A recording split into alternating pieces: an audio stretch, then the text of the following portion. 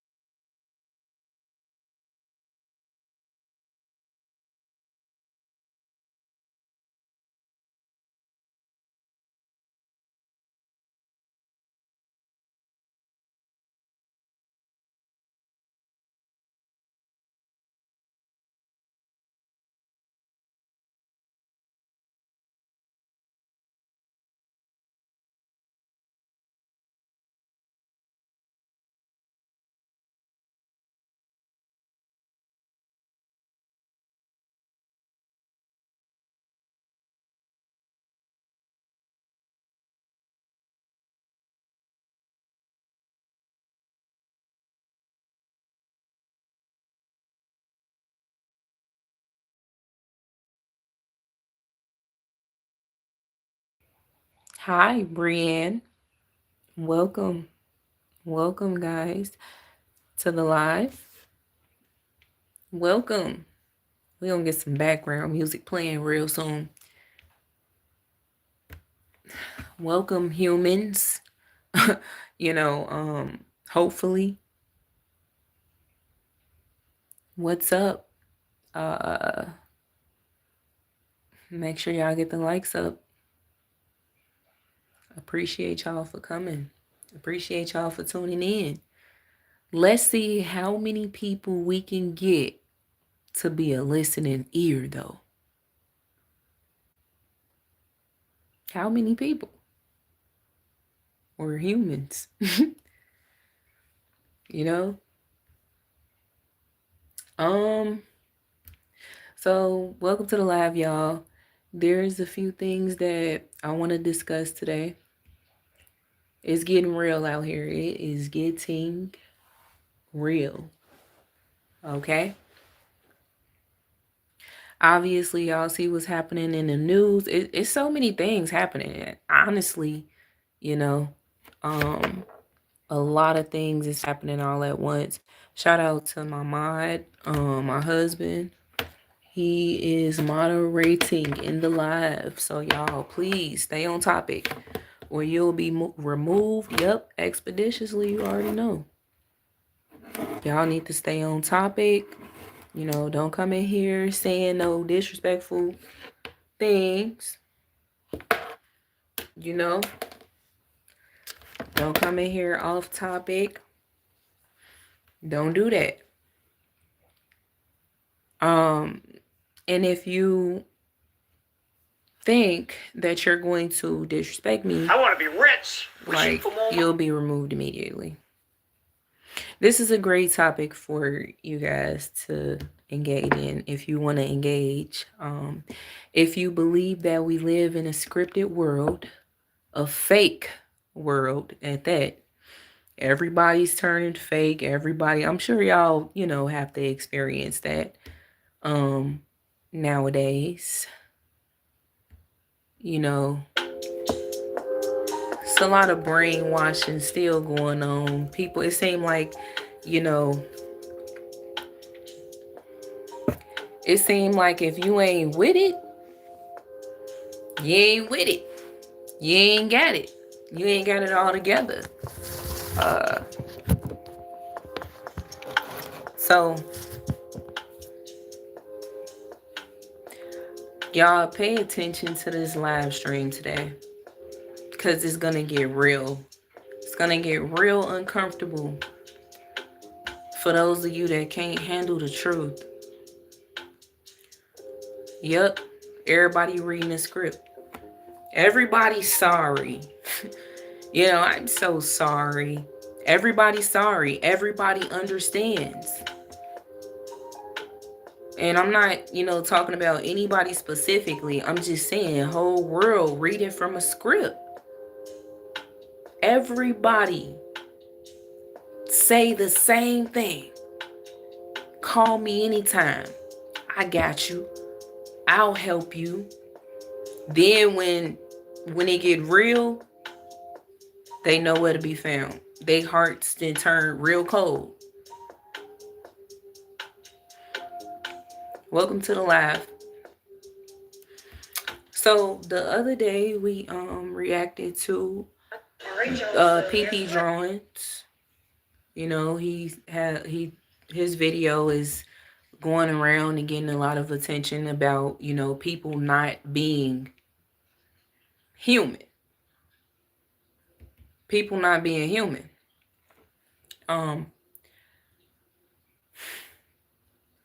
What he said is just straight up facts. This is exactly what I have been trying to explain since 2025 started.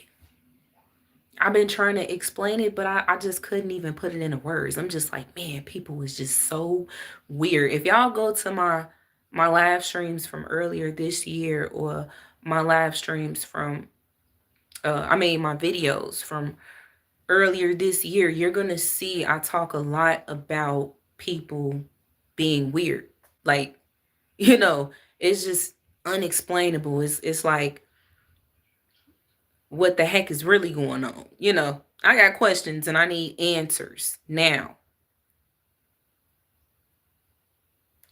Well, come to find out, something is really wrong with the people. You want to know why? Because they're all dead. Just walking flesh. That's it. Your soul is dead. That's why, this is exactly why, when me and my husband are in the presence of certain people, we can just, it's like we could just feel, darkness all around them. Because they will act and show that. And then when you call them out on it, it's like, what are you talking about? No, nothing's wrong with me. They believe that they're normal. This is when the narcissism kicks in too. Because see now, hold on. Because now you're the problem. You the problem. You said the devil trying to block the message. Exactly. Get on up out of here, demon. Go head on. And this is crazy, because this is exactly what when I tell you, the warfare, the spiritual warfare is getting so strong in 2025. It's diabolical. It's really because a lot of people hearts, a lot of people out here, their hearts are turning cold. This is exactly why a lot of families is starting to separate now. A lot of couples starting to divorce. See, people are going on to the other side, where the spiritually dead are. If you ain't got it all together right now, I'm not too sure you're going to have it all together. You really, really, really, really, really gotta stop playing. I'm telling you, it is no longer a joke. It's not a game. It's a game to them. They think it's a joke. They think it's a game, because they are, obviously they're not human.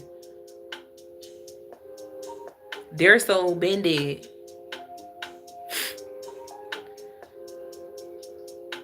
The thing is, they needed more people. They needed more people that they can drag on over to the other side right along with them. And unfortunately, they got you right where they want you.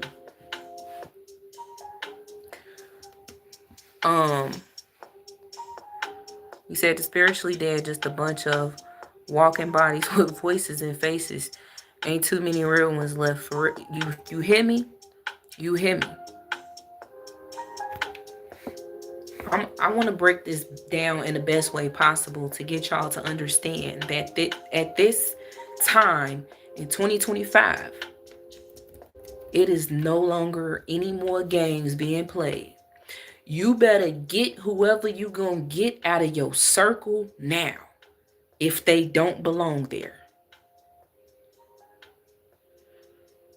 You need to get closer to the Most High God now. If you believe like you say that you do, now is the time. And it's time for you to kick them toxic people out your life. Because see,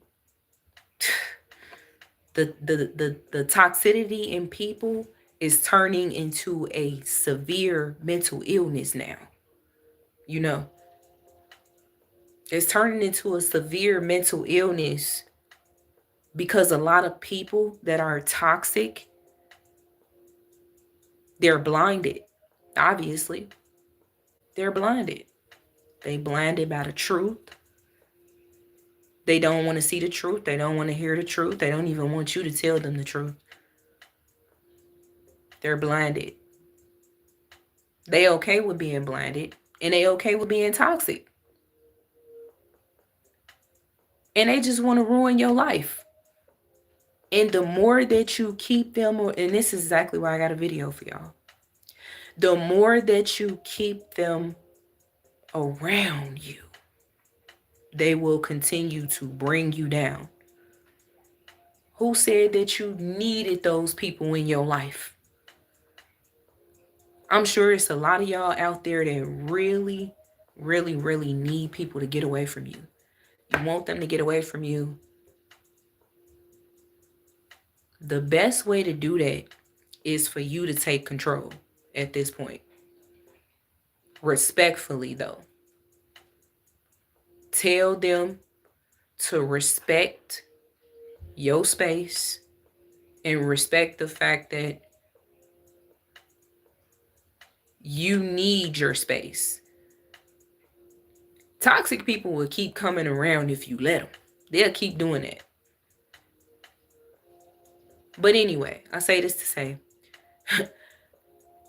get them out. Get them out of your life right now. Because we living in some real crazy times. Now, you don't want to manifest negativity upon your life for 2026, though. You don't want to do that, and that's not what we want to do. But the truth is the truth, you know. We living in some crazy times. But you can still live right through the crazy times, though, you know. Yeah, the fake has took over because fake is the new normal. Fake is the new normal.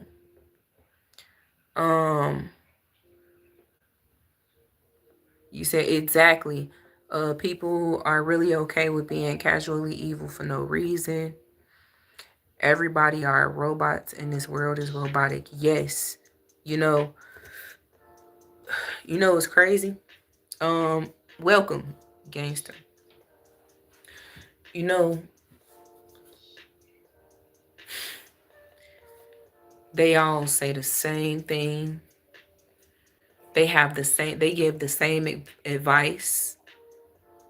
They have the same excuses. They live the same lives pretty much.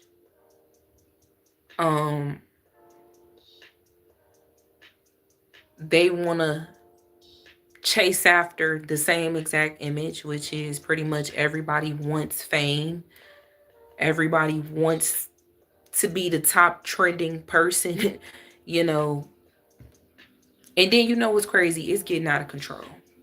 Especially here in Chicago. It seemed like the mass majority of Chicagoans want to be seen now. All you had to do was run your mouth about Chicago in the news media, and now they just hyped up. They hyped up and they need to give y'all more attention. So keep on mentioning Chicago and watch and see how Chicago. A lot of people want to be seen though. For real. A lot of people want to be seen now. The competition, let the games begin. And again, and again, and again, and again, and again. It's like game over, then the game restarts. Especially when it comes down to the competition here in Chicago. Everybody want to compete about who got the best car, who live in the best apartment or house, who can buy the best food products, and who's the best content creator on TikTok, like who's the best drill rapper, and you know, what's up, Matt? Yeah, get these trolls up out of here. Yep. You said they celebrate holidays together, but whatever race wrong for, depending on, yep, daddy government and auntie EBT. It's a shame because you folks do the same, if not worse. Exactly. You know, it don't matter the race. It's like people have really became reliant on daddy government. Yeah, that's true. For sure.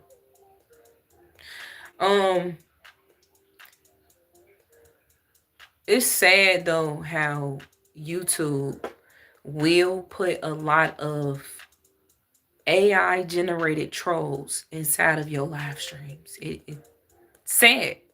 It's very sad. They want to interrupt your live streams. So they're using their AI generated trolls. Now, I'm not saying all of the doggone trolls is AI, but they all come in here with different names saying the same line.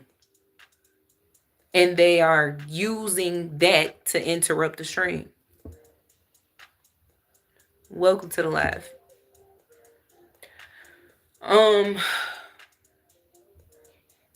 It's getting real. It's getting real out here.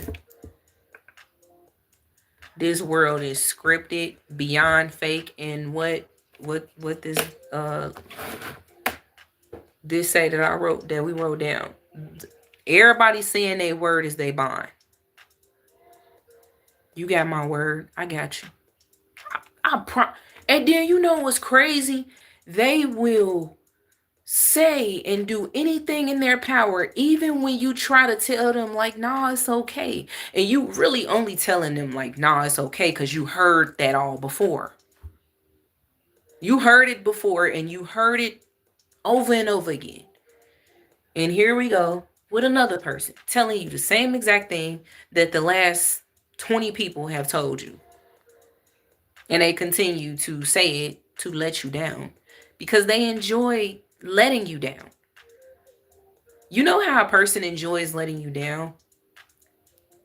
When they don't apologize and they don't feel bad for letting you down. And they always come with the excuses. And they never, acknowledge that they're wrong.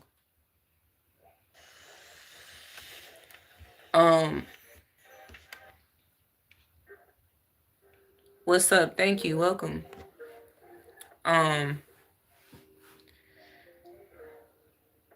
But they all promise. They make empty promises. They all do the same thing. And then when you trying to tell them, no, it's okay. It's you good. You don't have to.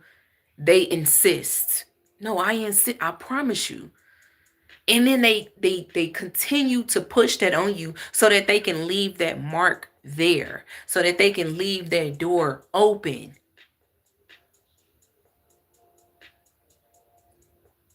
That is the first sign of toxicity, to be honest.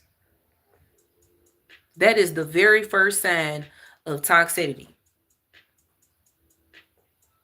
And what's up, 44? Welcome, welcome. When they do stuff like that, turns out they let you down just like everybody else after they did all of that. Because the thing is, people have a point to prove, but they still not proving that point. You feel me? It's like they will say and do anything. Matter of fact, they will say anything. They leave that window open every time. It's like, for instance, a person telling you, you know what, man, I'm sorry for everything that you going through. If I could do anything, I would. You know what? I want to give you a few dollars tomorrow. And you like, man, you didn't heard that before. To me, the biggest red flag is tomorrow. Why do you want me to wait? Why do I have to wait? I'm just saying, I want to give you a few dollars tomorrow. And you like, no, it's cool. You don't have to. No. I want to do this. This is what I want to do. This is when the deception comes in. Because you got a lot of these type of people out here nowadays. They insist. They want to help you. They promise they got you. No, don't do them like that. Don't close the door on them. Don't reject their help. You tripping. They trying to help you. Yeah, they might have said that they got you tomorrow, but they all trying to help you. Then that tomorrow never comes.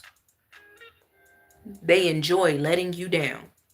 They get an enjoyment out of it. They all do the same stuff. When people say, I'm praying for you, you know what? I have a hard time believing that. Because why we can't pray right now? You tell them that you going through something, and it's like, oh man, hey, keep y'all head up, man. I'm praying for you. When? Tomorrow? Later on? Do you have a scheduled time? A scheduled set time that you need to pray for me? Why we can't pray right here, right now? Why is it that everybody says the same stuff? Keep your head up. I'm praying for you. When you gonna pray? I'm just saying, the time is now. What you waiting on? How do I know if you really about to go pray for me? I take that stuff serious when people say that. I'm praying for you. Pray for me now. Now. I might need it. I might need to hear you pray for me. See? Red flag. Because sometimes people say those things to let you know that they're doing what? Praying on your downfall. That's why they don't pray for you right then and there. Now, I ain't saying everybody is like that, because some people probably do pray. They probably do go pray. But you got the majority, they pray on your downfall. Can't trust everybody. Yes, pray out loud in a moment. You feel me? Because what's holding you back? See, the thing is, a lot of people are afraid to show that they pray. When you ashamed of that, if you ashamed of that, you ashamed of God. You can't say that you believe in God. if you ashamed to pray, you said that you was gonna pray for him. Go ahead and pray for him. You said you was gonna do it. Do it. Do it now. What's the hold up?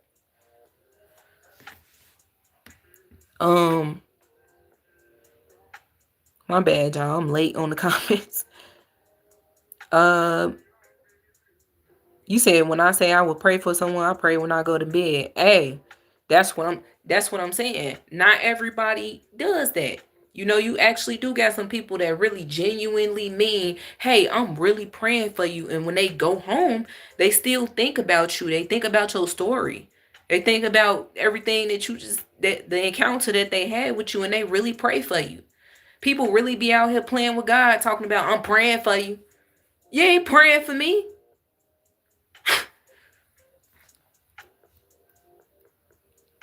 Yeah. Oh yeah. Bruh Muda.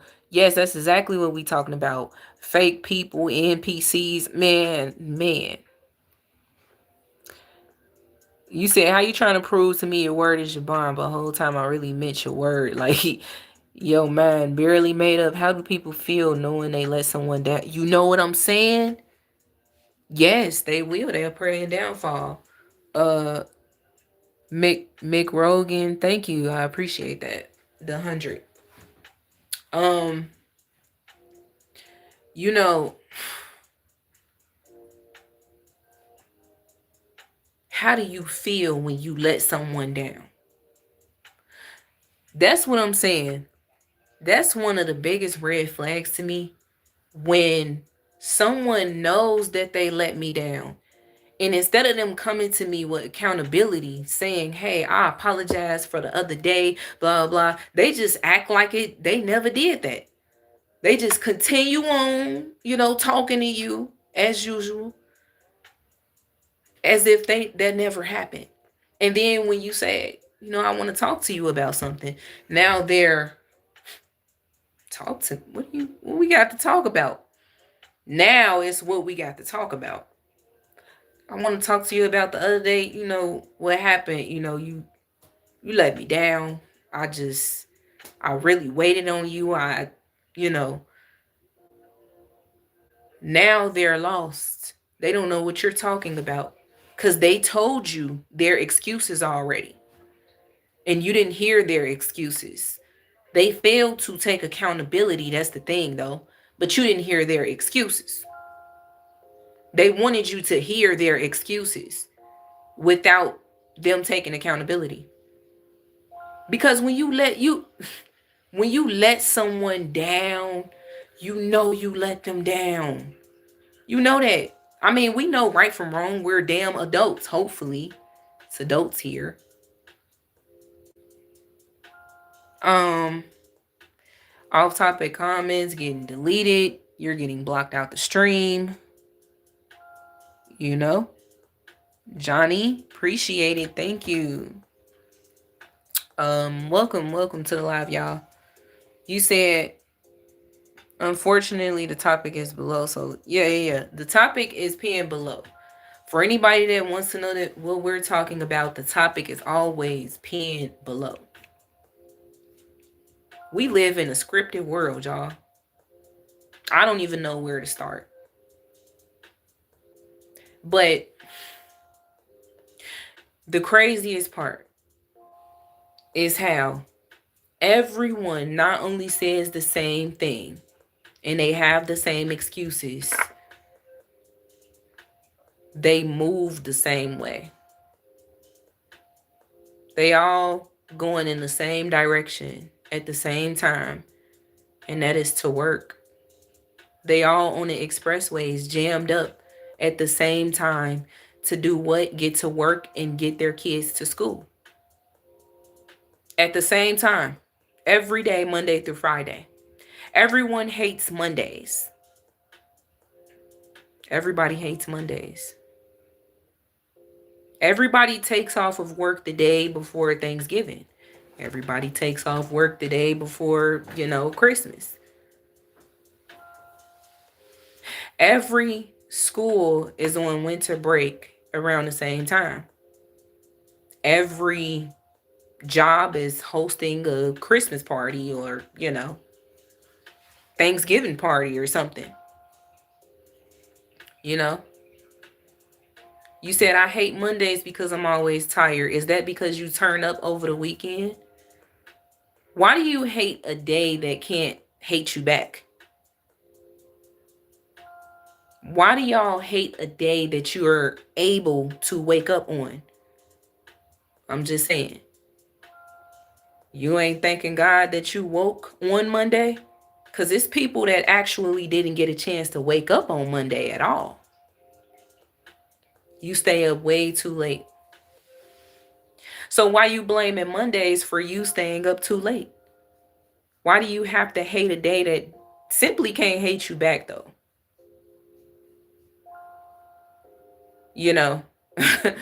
I'm just saying.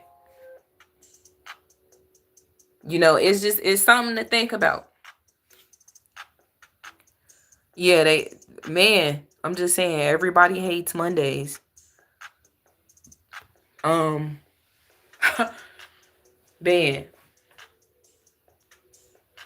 So, whole world doing everything in unison. You can't tell me that almost or damn near every expressway in different states with big cities is not jammed up. You can't tell me that, because people do everything at the same time on the same day. Like I said, Monday through Friday, the expressways is jammed up between the hours of what? Starting, well, especially here, 6:30 a.m. all the way, and it dies down after 8:45. Still got a little light traffic around 9 o'clock, between 9 o'clock and 9:30. It dies completely down like around 9:45. And then the expressways is cleared. The streets are quiet. You don't really see too many people outside because everybody is at work. Everybody is at school at the same time. And they all had to rush to get there now. They all had to rush to get there. They're all in a hurry. Because if they make a mistake and be late, they'll get fired from their job.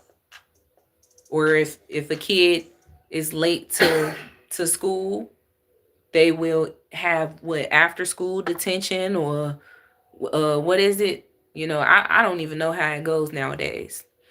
But I knew back when I was in school, if you was late to school, you had to go to it was like a morning detention, or an after school detention or something like that. You are punished for being late in this society. You are punished. You have to you got to face some harsh consequences on your job if you are late to work.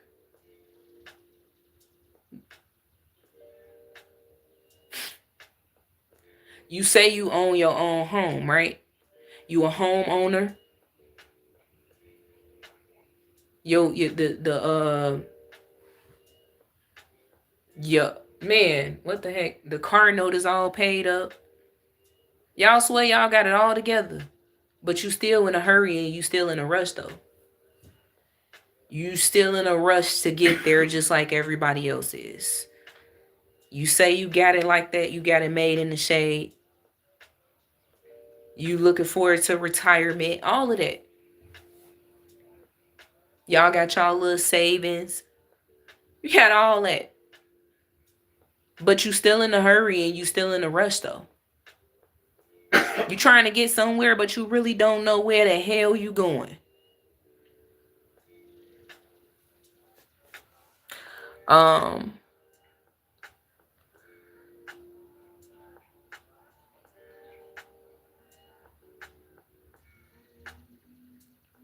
So I'm not a preacher.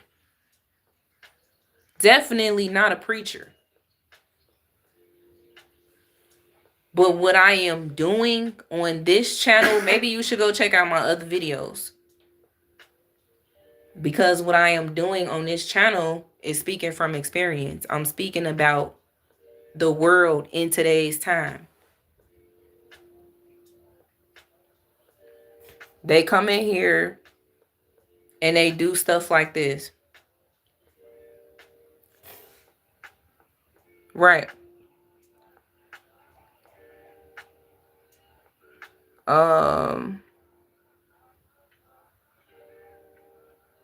Let's see.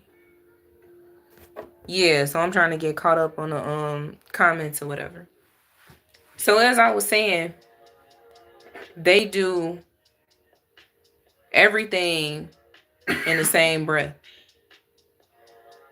Real talk. And when you're not following the script, when you can't get with the script, you're hated by most of society. A lot of people, they coming in this live really because they know it's true and they just really want me to shut the hell up. You know? See, people think it's a game. They really think it's a game. They think life is a game. That's why they be playing with their own lives every single day. Every day they play with their own lives. You in a rush to get to where? A job that don't even care that you work for them, that you do great work. They don't even care about your existence. All they care is you there and you doing the work to make their company look good. And you in a hush. You in a hush. You are in a hurry. You in a rush to get there. Don't come in here and defend that either. When I have literally seen people in so much of a hurry and so much of a rush to get to a job that don't care about their existence, and they ended up not existing. For real. And that's just the real truth. By being so in a hurry that they didn't got into a car accident on the way to work. You know?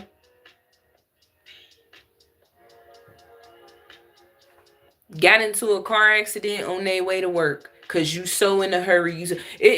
People have got hit by buses, hit by cars, so in a hurry, so in a rush to get to work. And what is this company going to do for them though? You know, the employee that lost their lives on their way to work. I mean, if it hit the news media, then, you know, the company will have, you know, some scripted words for the family. We are sorry that this has happened, you know, to our employee. We give our condolences to the family. We will continue to lift them up in our prayers. What prayers? If you walk into that corporation the next day after that tragic incident happened to that employee, you're going to see that there is no sign, no pictures, no nothing. Everybody is continuing on working while forgetting, did you hear about so-and-so? Oh my God, that is so sad that they passed away on their way to work. Did you hear about that? Everybody's gossiping, and the gossip lasts for what, a matter of 2-3 days, and it's gone all away, and that person is completely forgotten. So don't believe them when they say gone but never forgotten. No, you're gone and you are forgotten. They don't give a damn about you. They don't care. Topic is always pinned below, y'all. The topic is pinned below. Welcome to the live, everybody.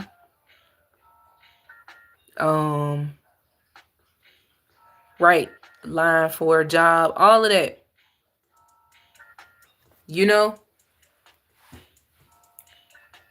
but you're lazy. You're the problem. You don't want better for yourself. You don't want to put your best foot forward. You don't want to pull yourself up by the strap, by the bootstraps. You know, you ain't moving fast enough for them. You who are unemployed. You who are sitting down without a job right now.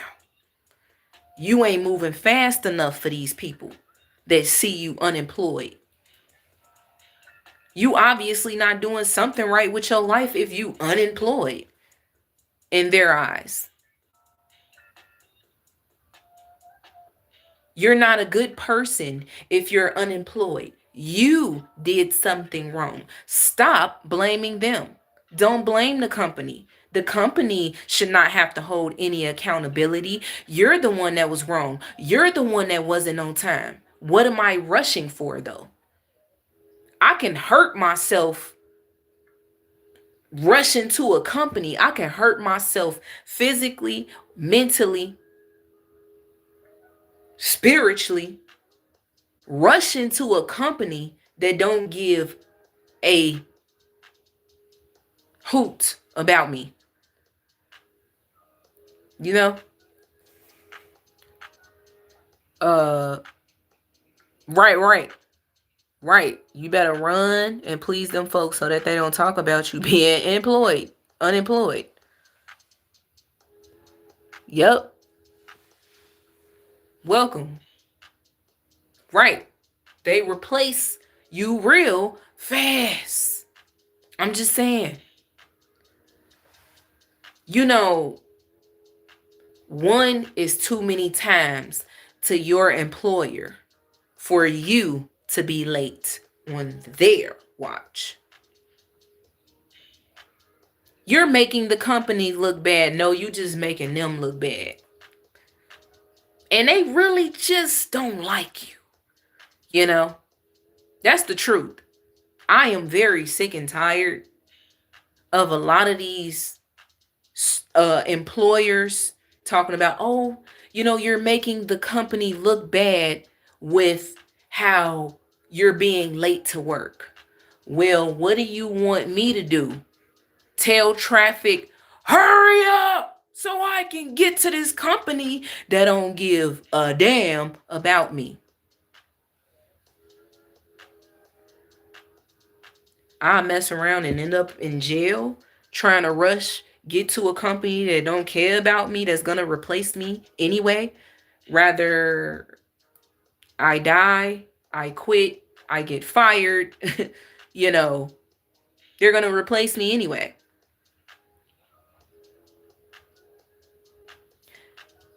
I'm laid off. You know, what you want me to rush and be so in a hurry to this company for? It's really just a form of control. That's why everybody is so in a rush and in a hurry Monday through Friday between the hours of 6 a.m. and 9 a.m. Everybody, the whole world is in a rush. They got everybody under their control. You got to get up and do something with your life. Because if you ain't doing nothing with your life, in their eyes, you're lazy, you're a bum, you're nothing, you're unsuccessful, you give up too easily.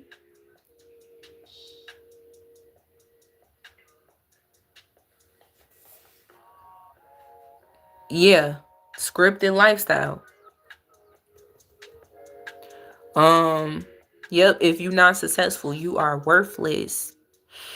God is in control. You said, I am with you, sis. And sometimes a little patience is better. Trying to rush stuff and make it happen real quick. You're going to mess up. Just don't take too long. You know what I'm saying? I'm just saying.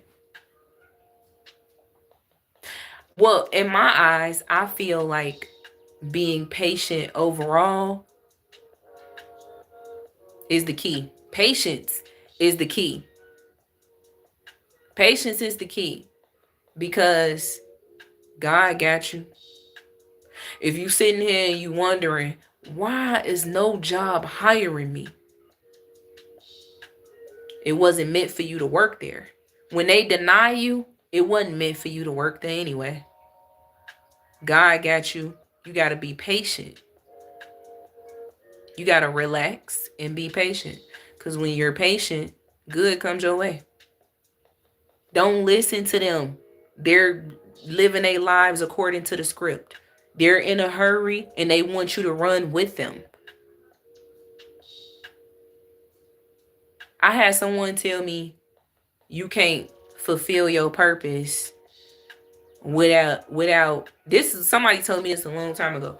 You cannot fulfill your purpose without getting up and looking for employment every single day.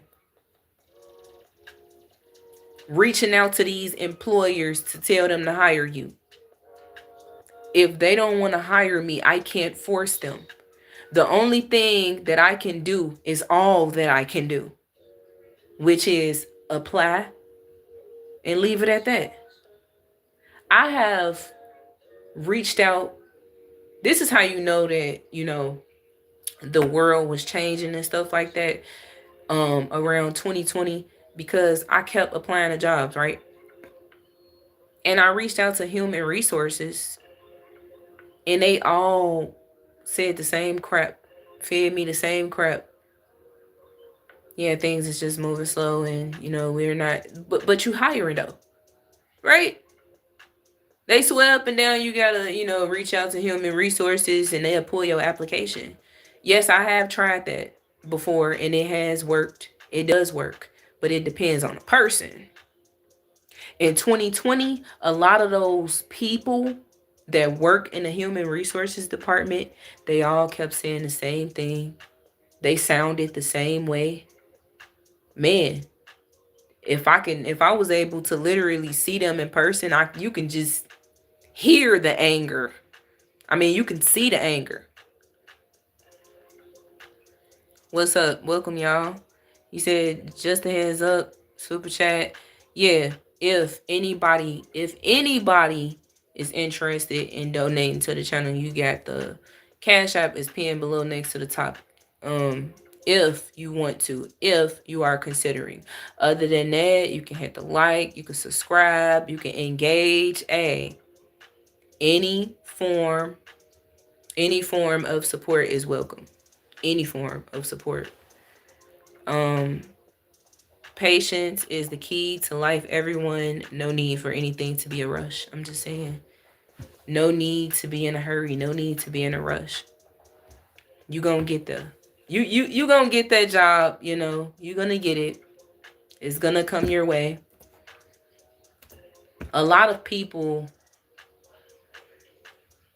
they get into these jobs. They know that the minute that they stepped in to do the interview, they felt and they can see that the employer actually is going to give them a hard time when they start working there. But people ignore it because they say stuff like, man, I need this job.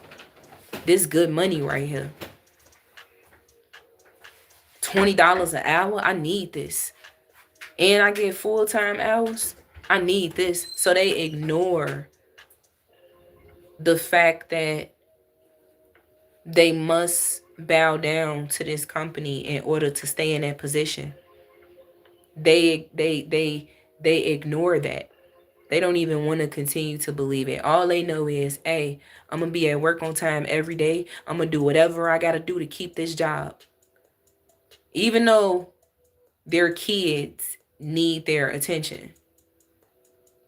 They get mad at their kids for needing them because you're concerned about working your job. A lot of people forget about God. They forget about their children. Most importantly, they forget about themselves because they have to get to work. They're too busy for that. They can't give God 5 minutes of their time, but they can get a job, everything. Man, you said last week I went on the interview. Guy said he would call me and offer and never did. All good. Was it? Exactly. It wasn't meant to be, Leon. It wasn't meant to be. Because let me tell you something. What's meant to be will be. It will happen if it's meant to be. Now, don't get things twisted, because even if it's meant to be, when you get in that position, sometimes certain things can occur. But now it's the test. Now it's the test. It's, if a person is disrespecting you, are you going to continue to allow them to disrespect you on the job just because you need your job?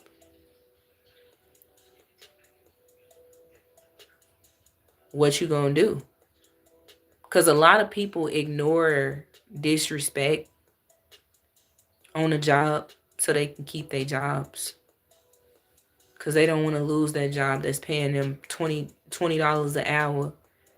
And they got, bonuses and, all type of, I mean, all people care about is money, and that's a shame. People don't even care about, this right here anymore, because they feel like it's useless. I mean, yeah, of course, we have brains. And it's like, duh. Of course we have brains, but how are you going to use it? To get my education. Oh, you think it's about education? Oh, you think it's about politics? Oh, you think it's about being successful and buying a car, a house, maintaining a career, keeping your family together, getting the best education there is, and getting your kids the best Oh, you think it's about that? Oh, well, you got it all wrong. You got it all wrong. If you are sitting there ignoring the fact that it is about how they can get our souls so you can be spiritually dead,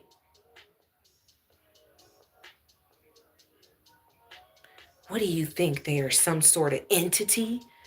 Well, it lives within them. What do you mean, our souls? I'm telling you, people literally live their life like this is just a game. Like, the spiritual realm doesn't even exist. They literally live their lives like the spiritual realm don't exist. But if you ask them, do they believe in God? They say, yeah, I believe in God. And now they're getting to the point where they're saying, I believe that there is a God. I believe that we are gods. People are starting to really blatantly play with God now. Oh, I've seen a real wicked person. I seen a real up close and personal a few weeks ago with a Bible in their hands. Young chick still holding the Bible, playing with God at the same time. She think it's a game. I said, man, they really think it's a game. If you don't realize that it has gotten to the point of good versus evil, then I don't know where you at. I don't even know where you have been. What planet are you on? If you don't realize that it is the spiritually dead and then the spiritually alive, then I don't know where you at.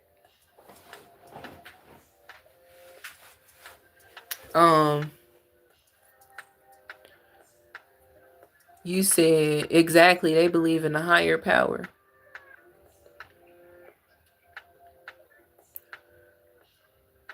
Yep, excuse anything over money. Yep. So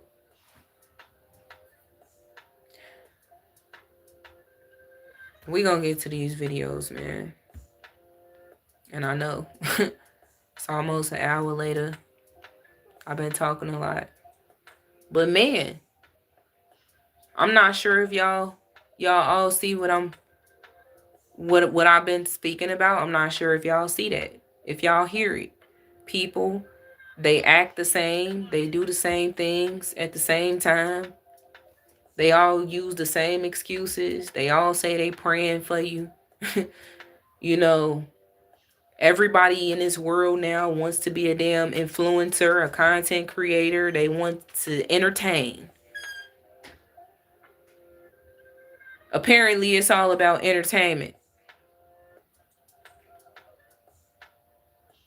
Yeah, it's all about entertainment. But you know what's crazy? It pretty much is. Because the politicians, our leaders, they think it's a game too. Of course, they already knew it was a game. Because they was playing it with you. They just needed you to play along. That's all. You can't do that, then you uninvited to the party. You can't play our game? Come on. Play our game.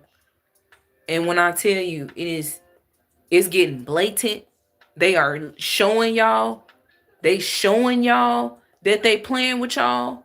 That it's getting real. They showing y'all that they playing with y'all, but y'all are still blinded.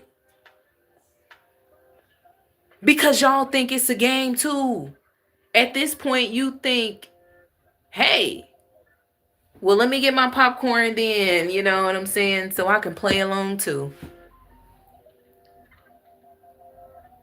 Hey, I'm not invited to the party? Is this the game that we playing? What's up, Els? You know? Yeah, people too distracted. Yep. What's up, Fortnite? People are too distracted. You know,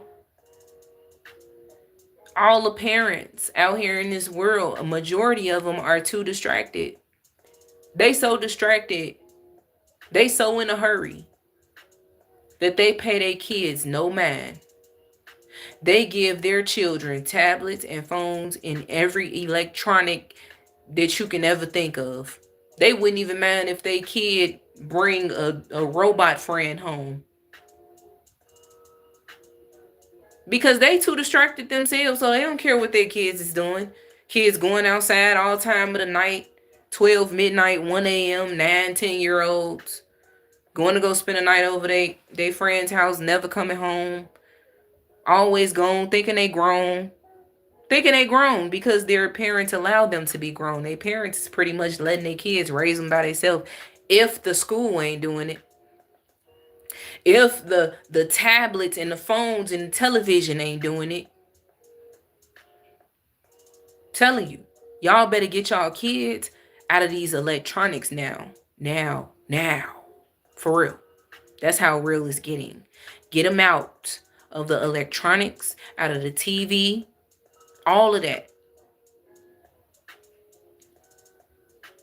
The AI is enhancing so strongly that they're making it to where you can't really tell a human from a AI, you know?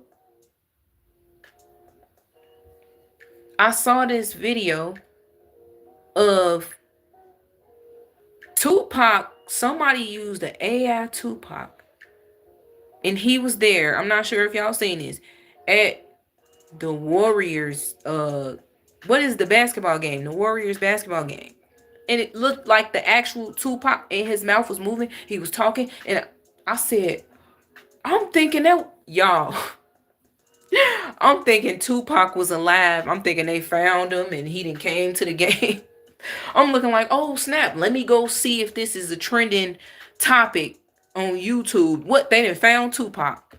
Well, will you look at here? Tupac been alive. And then I go to the comments and AI. I said, I knew it. I knew it was AI. I said, this is getting out of control. It's getting out of hand. They are y'all know all of those videos, those majority of those clips, TikTok clips that was uploaded of black people yelling and ranting about their food stamps. The majority of those videos was AI generated. Isn't this crazy? How they're using AI to cause division and mass chaos. So now I told my husband, I said, see, I got to be back up on high alert. And this is a shame. This is a shame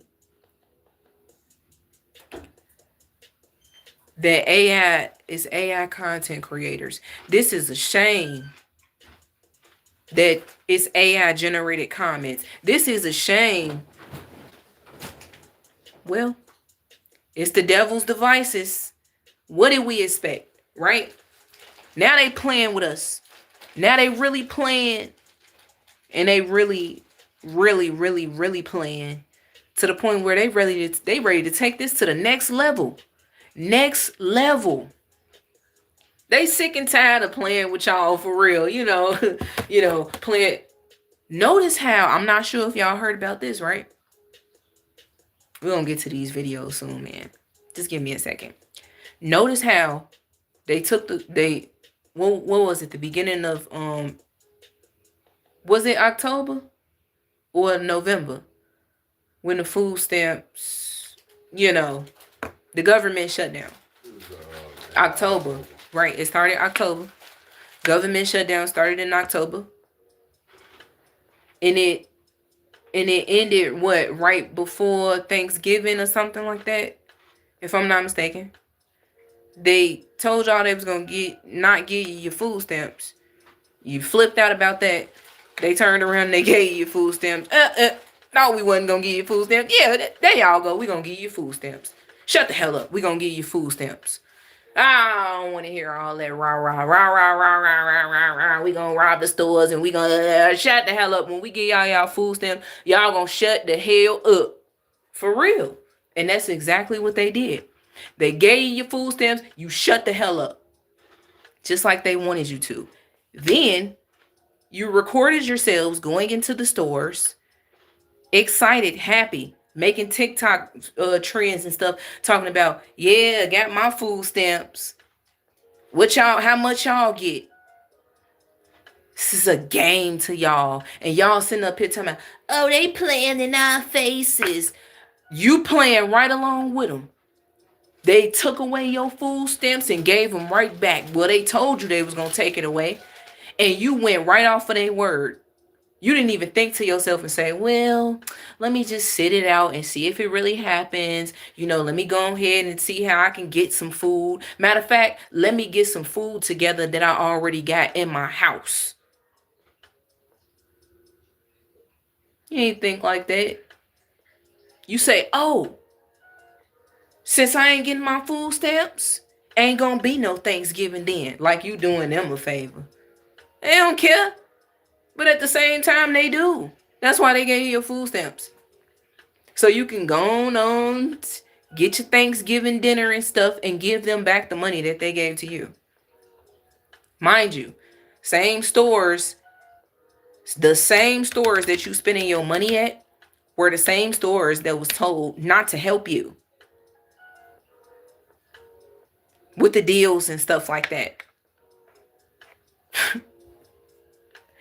Same stores that you spending your money at were the same stores that was not going to help you in a food crisis.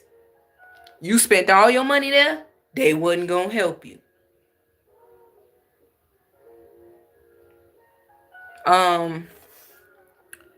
You said instead of training the child in the way they should go. Yeah. Yep. L's trying to be the best friend. Yep, instead of parenting. You said, sorry, Walgreens, they won't steal from y'all anymore. Folks complain about sale on Black Friday. Don't worry, when y'all get that 2K Black Friday sale, give me look. They all desperate to know about, updates on the $2,000 tariff checks. If he gonna give it to us, he need to just give it to us. Why you need it? What you gonna do with it? Give it back to him? No, I'm just gonna get what I need with it. Like everything for my household, everything for Christmas. I gotta get my kids some Christmas gifts, so he need to give us that $2,000 so I can get my Christmas gifts. Cause man, then that means that I ain't gotta work all these hours at work. You still have a slave mentality. You're reliant on daddy government. Yeah. It's all a game to them. It's all a game is where I was getting at. It's all a game. And they're happy that you're playing their game, but now they're ready to go to level 100. It's levels to this.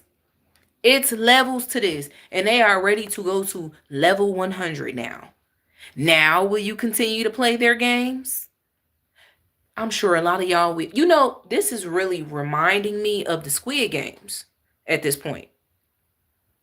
These politicians think this is entertainment. Look at the news media.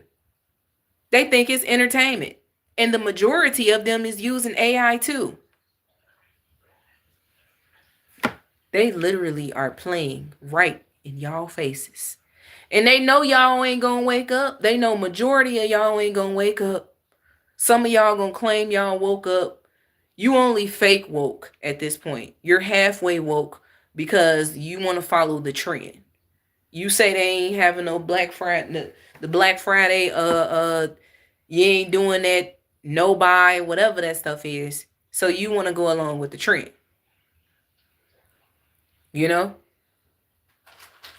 I'm just saying. They think it's entertainment.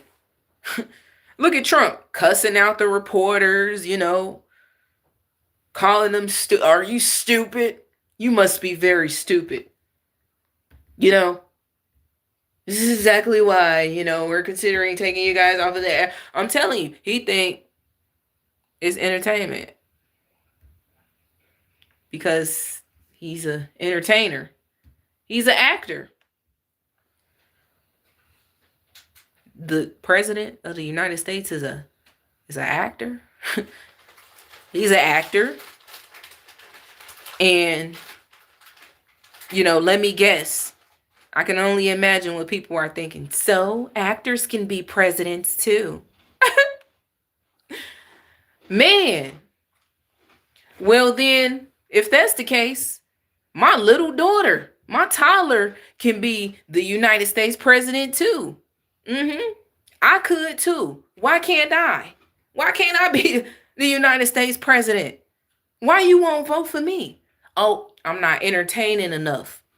You need some entertainment. I need to entertain you.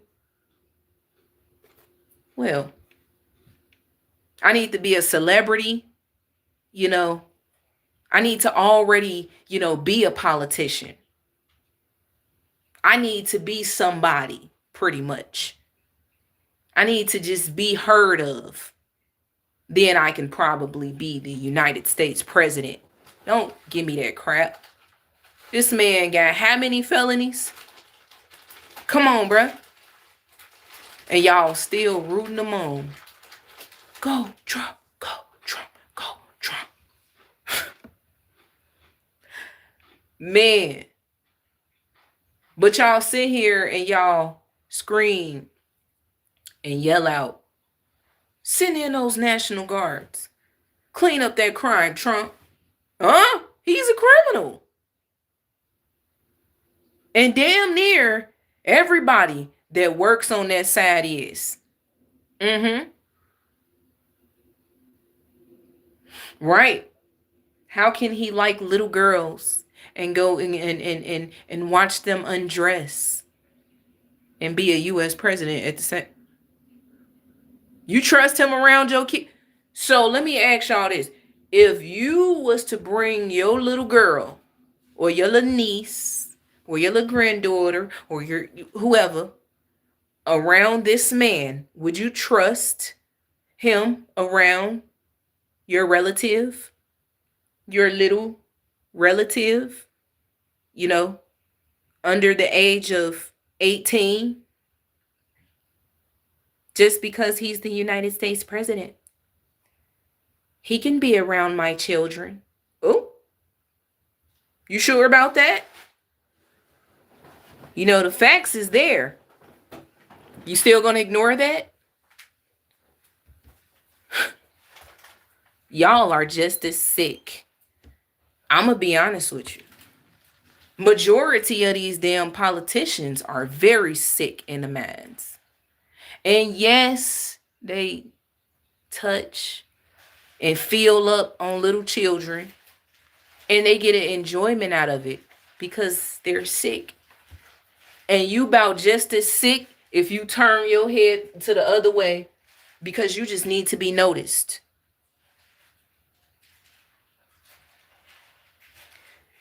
You will let a damn politician or a celebrity or somebody that's rich and wealthy, but that you know they got a bad history, especially when it come down to children. Some of y'all wouldn't even mind y'all family members going around these type of people. Y'all little young family members going around these type of people.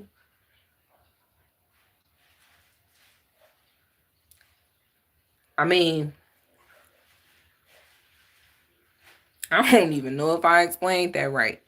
But honestly, what I'm really trying to say is it's just crazy because a lot of people out here, they don't mind being around that type of behavior. Yeah, it's been normalized already. It is completely normal for a sick person that feels up on children to be around children. It's okay. It's normal now. And the only time that is spoken about is if it hits the media or if it's another trend on TikTok or Instagram or whatever the case may be. If it's a trend, then the people start to talk. Other than that, they keeping their mouth closed.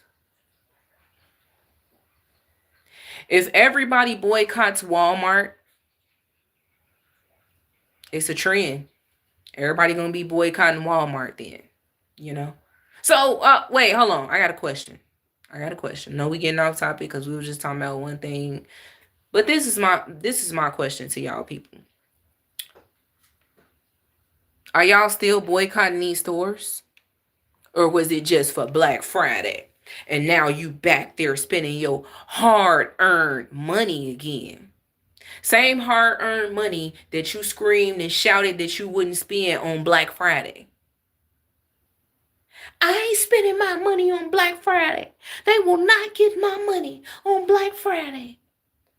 Or the day before Black Friday. They will not get my money. You there at the, did you have to shop at the store yet? Are you thinking about shopping there? Same people that be yelling and screaming and hooping and hollering that they are not going to be spending their money in these stores are the same ones that already had to go and spend their money at these stores. So what you boycotting for? Why y'all playing these little games? Honestly, yeah, their sales might have went down and stuff like that. But they ain't hurting for nothing. They still making money. Still in business. Y'all ain't hurting them. You hurting yourself. Because you playing these little games, though. These little, you in on the little distraction games.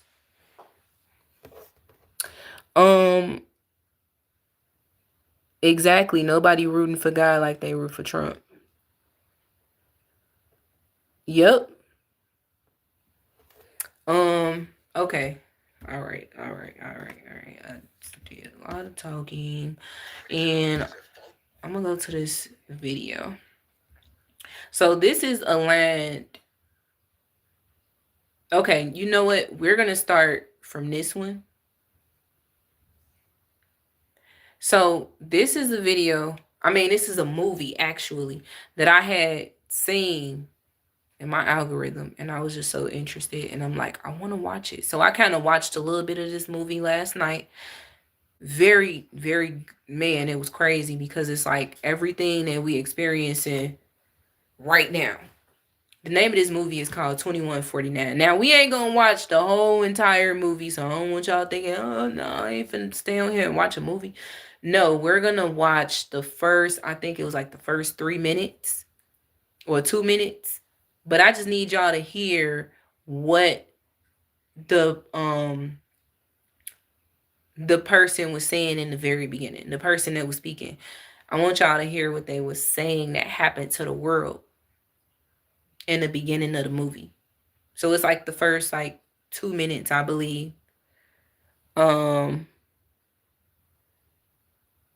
You said, oh, I thought, okay. So give me 1 second, guys. I'm gonna get the load in this real quick.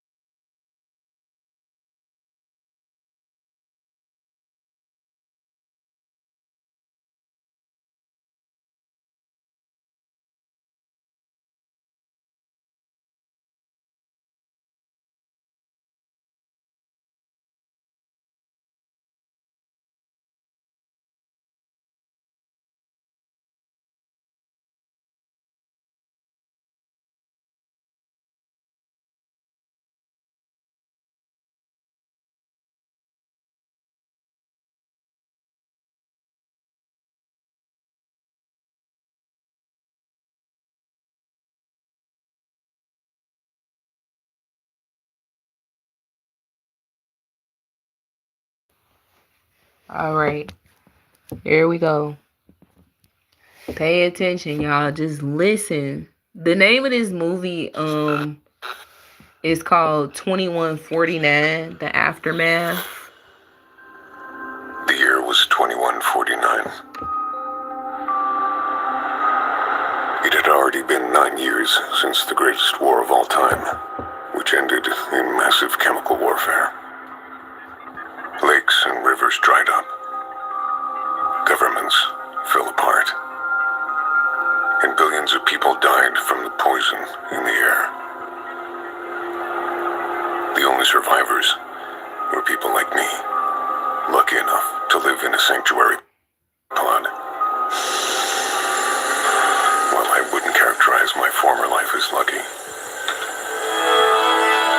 It was anything but. Good morning, Darwin. Please hold still for retinal scan.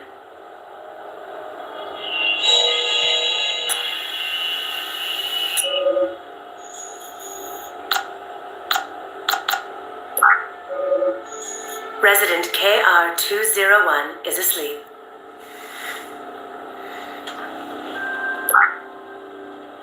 Hi, Mom. I wish you were awake. I really need...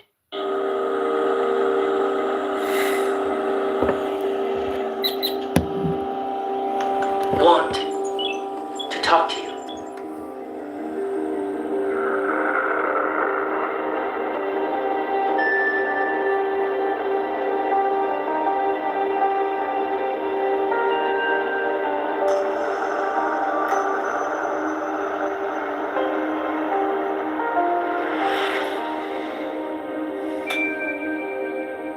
Hi, Mom. Please call me back. Darwin.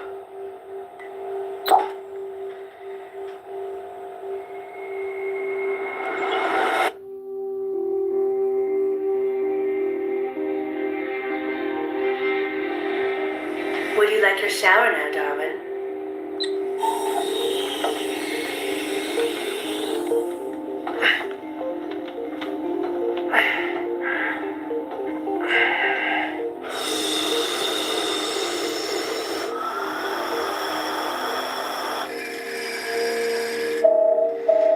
start digging in Sector 7.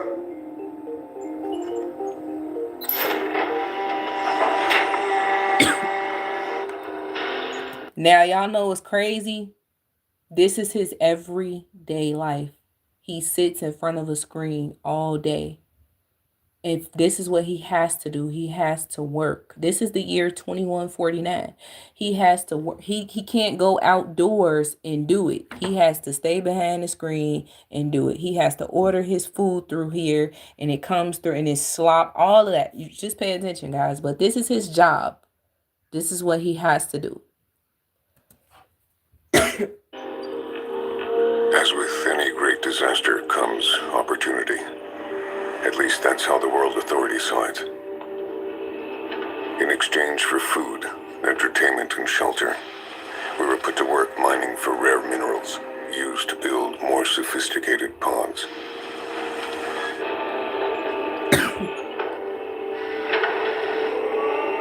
You feel me? Long as they pay me. 10-minute break. Welcome to Ambrosia. Wow, they told him you get a 10-minute break now. So now he's gonna order his lunch. Meal makers. What can I get you today? You have selected fish sticks. Please confirm. You have selected chicken a la king. Please confirm. An excellent choice. Would you like it delivered at noon? Thank you. Do y'all see how they had to put I guess she would be attractive to him, the way that she's dressed, and he has to keep himself together. He got to hold himself. This is crazy. Thank you for choosing Ambrosia Meal Makers. Attention, please. Air tests continue to show high levels of contamination. Mandatory confinement is still in effect.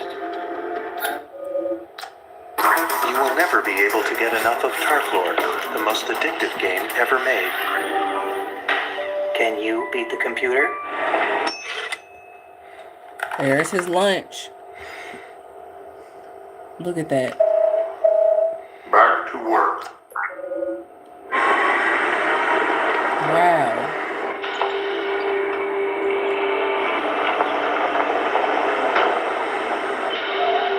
As each day went by, I felt more and more detached from the life I used to live.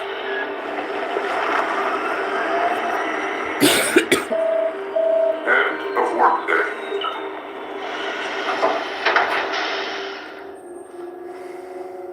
The mindless work was rotting me to the core. You hear him? He said it. The mindless work was rotting him to the core. This is what he did every day. This is what happened when they ended up getting the world under control for real. The people that were left to survive, they had to live like this, just like this. Sit behind a screen every day. You couldn't even see the outside world at all. You had to sit behind the screen and be their slave and wear exactly what he got on. He went to sleep in this chair. He woke up in this chair.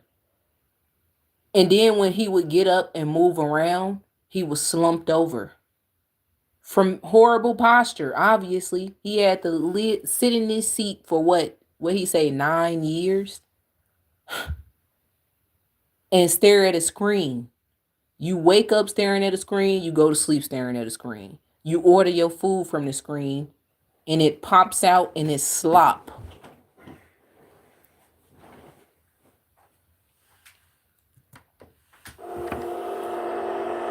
I needed more from life.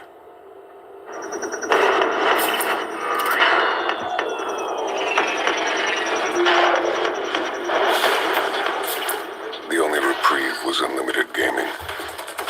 But even that couldn't fill the void growing inside of me. You see that? He playing the game, but even that, it couldn't help him either. He tried everything to block it out. But he literally missed being able to be outside, smelling the fresh air.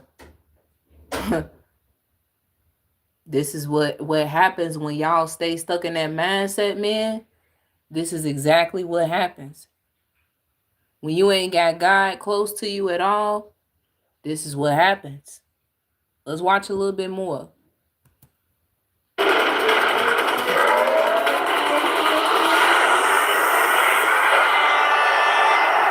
Congratulations, you have reached paradise.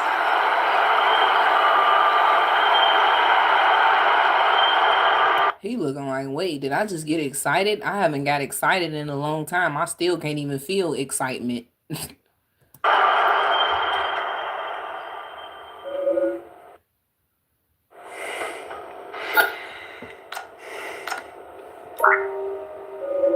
Resident KR201 is asleep.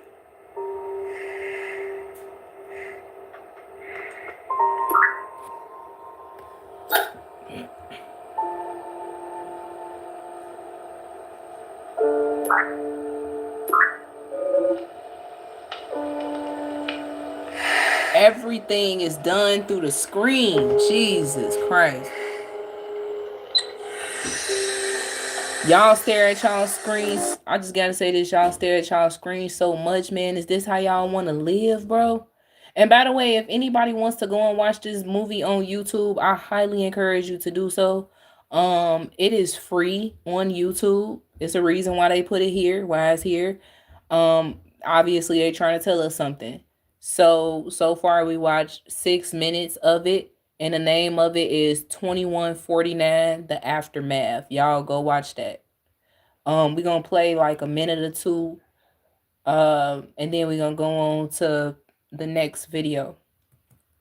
Good night, Darwin. Have a good sleep.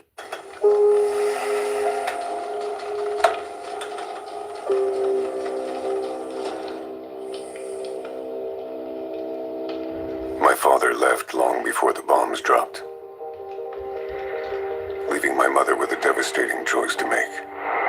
Either stay together and find a way to protect me from the poison in the air, or be separated forever, but safe in a sanctuary pod. She told me, son, you are the future. You will grow old and you will love, and you will one day understand why I must leave you here.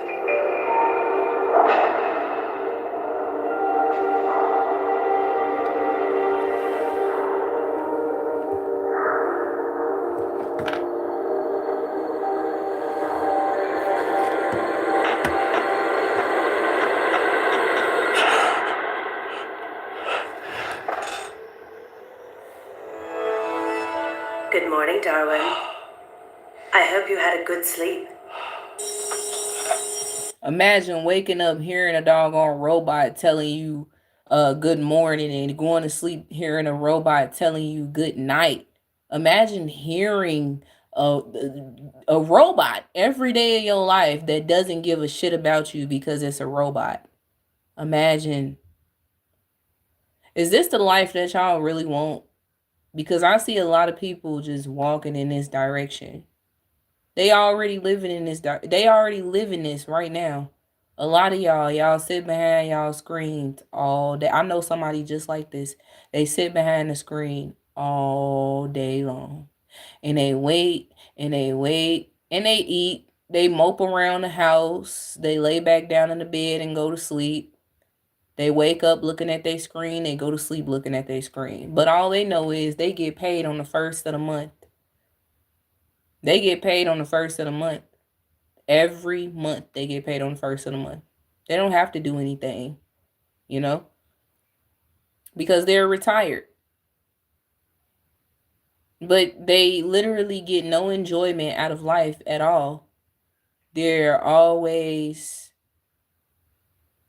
depressed, sad, angry, negative, any negative emotion you could think of. Man. Please hold still for retinal scan. Yep.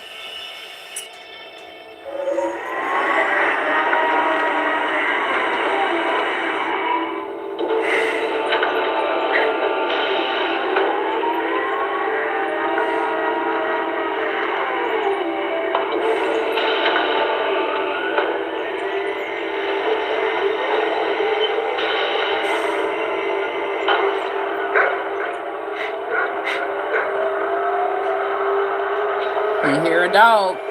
You hear a dog. Something he ain't heard in, woo, what, 9 years?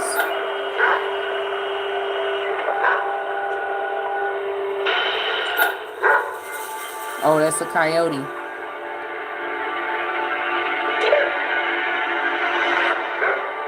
He sees somebody. He like, hold on, wait a second. Wait a minute. It's people that's still living? We gonna stop right there. I know y'all probably like, dang, wait a second. Keep playing that. No. No, I don't want to ruin it for y'all.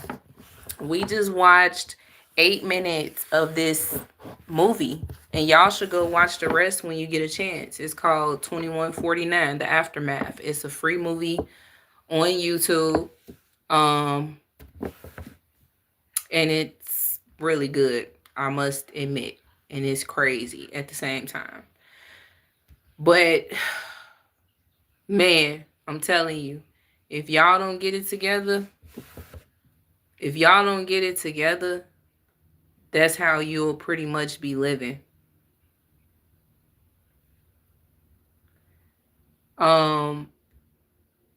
So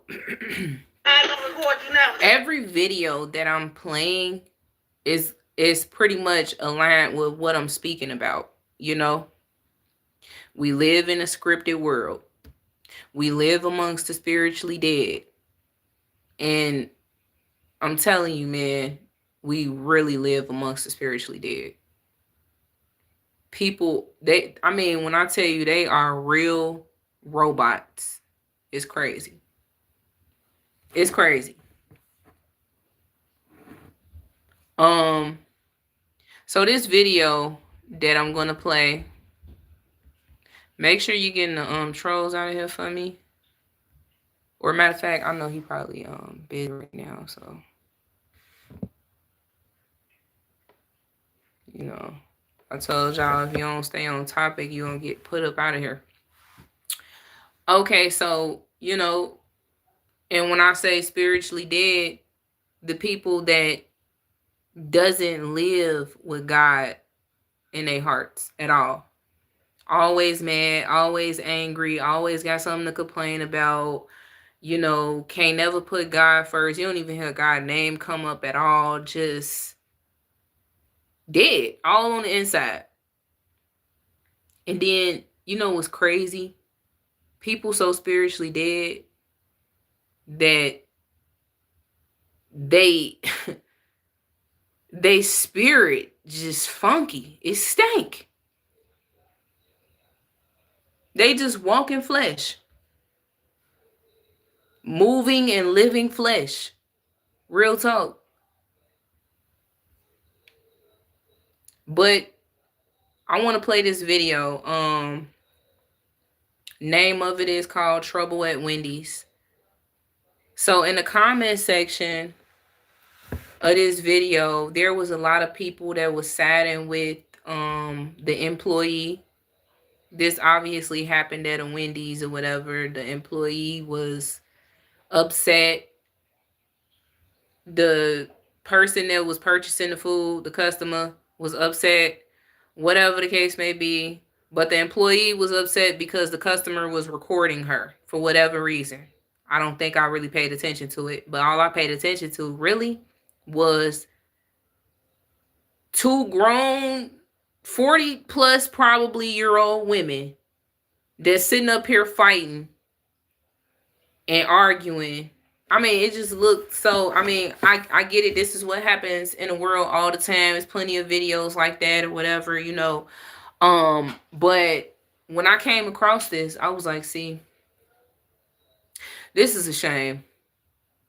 This is what's wrong with the world. Not only is they too busy doing everything else, but they too busy hating each other too. Too busy hating each other to even realize that these people, these politicians are playing right in your face. But you too busy hating one another to even like realize what they're doing.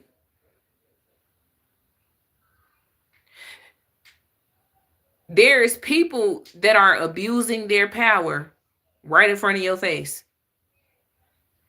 Your supervisor doing it every single day. But as long as you getting your check, you don't care. You don't even want to report their behavior at all because you're afraid you're going to lose your job.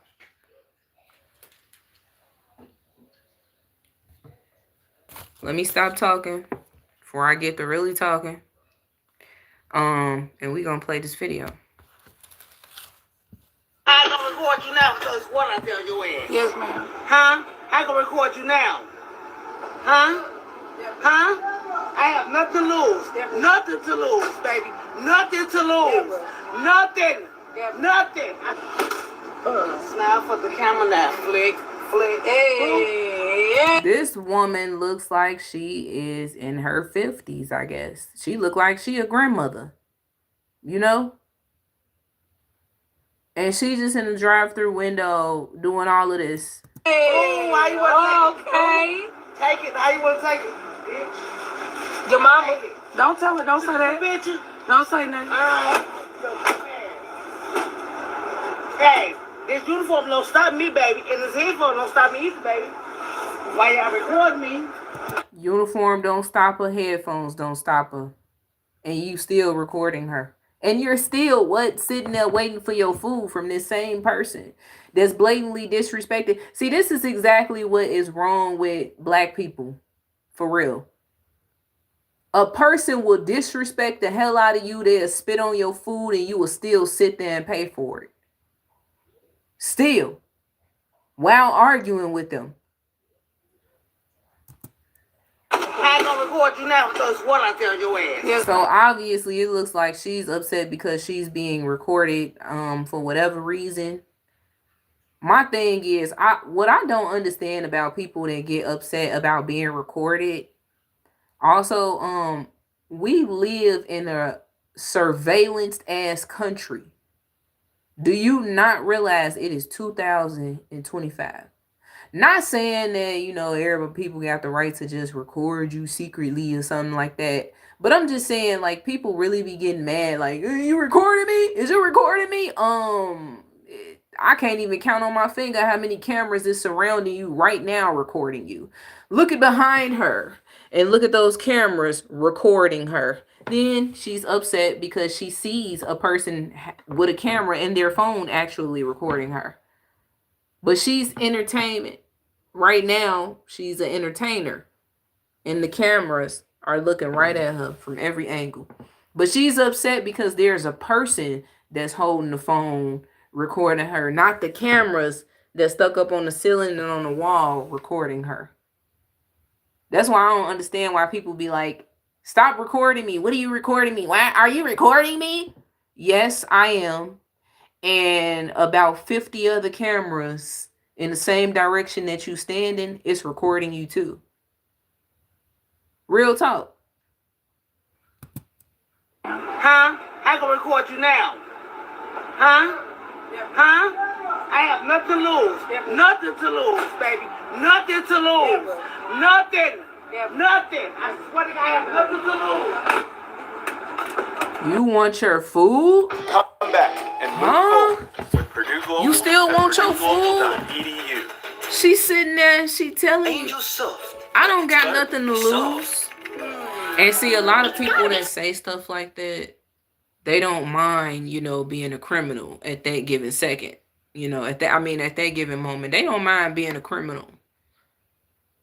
Real talk. All right. You know, we're gonna do a couple more videos. And this one will right, you said they probably for sure finna spit to that fool. I would have been pulled off. But let me guess, they took your money. You know, I don't care what you have, to be honest. I got a lot of different type of fatigues, you know. I can say that I am disgusted and disappointed in my black culture. Real talk. Especially the people that's around my age or older, y'all crying shame. Especially the older folks, to be honest. This woman with a headset on working at Wendy's, looking like and not to shame her from where she's working at, but ma'am, you look like you got grandchildren. You look like you're 50 plus and you're acting like a child. A lot of people ain't really been disciplined in their life, to be honest. A lot of adults, they ain't really had no discipline before, you know. So that's why a lot of them, they act out of order like that too. Let's see.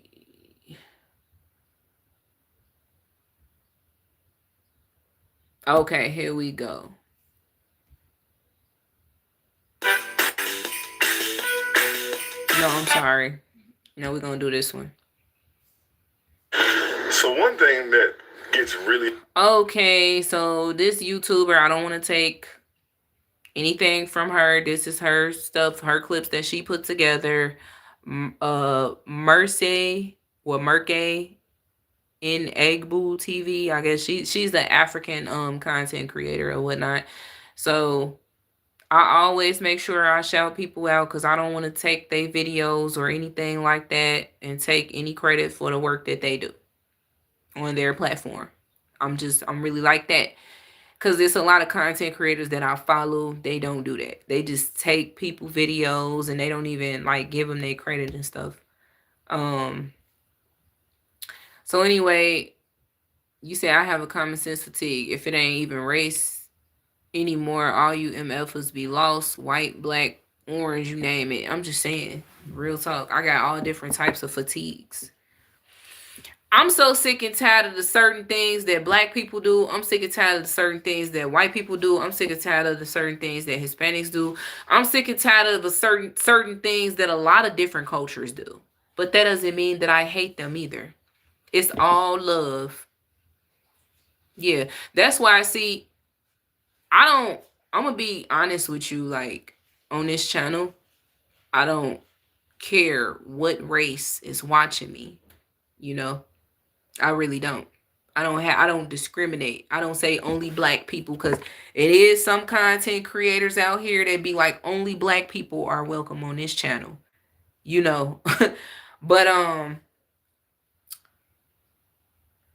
the thing is, all walks of life, they need to wake up and open their eyes and take the blindfold off. All walks of life. Real talk. They do. I don't give a damn what culture you are, but I can say the majority of my topics are directed towards the black community for real. Because it is a shame. The stuff that, you know, that we as a black culture do, it's a shame. Right. You said that is just sidestepping the issue. It is more than just common sense fatigue if most of the lack of common sense is coming from specific groups. We're gonna play this clip though. Hard about being a black person in America is like constantly finding out that people just hate you and you don't know why. Like you're never really given a reason. You're just like, hey, this person hates black people. I'm gonna tell you like my grandma. Okay, hold on, cause it's because we like ourselves. It's wait because a we like minute, she ourselves. did this is her intro part. We like ourselves. They cannot do anything to us to take away our joy. So this is black people. So okay, the title of this video is "Everyone is Mad at Black Americans, and Here is Why." Funny how somebody in here said they got black fatigue, you know. It's a lot of stuff that my own culture, we as people, we do to one another that I really dislike. It's a lot of things that we say that I really dislike, you know, because a lot of stuff that black people say is scripted. A lot, they literally live their lives according to a script. The majority of them, You know, they all just, they want to be trendsetters. They all want to go according to the latest trends, you know.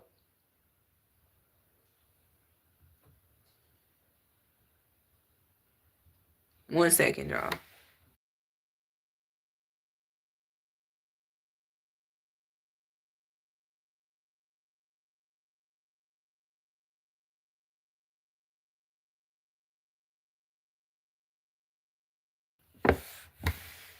Sorry about that.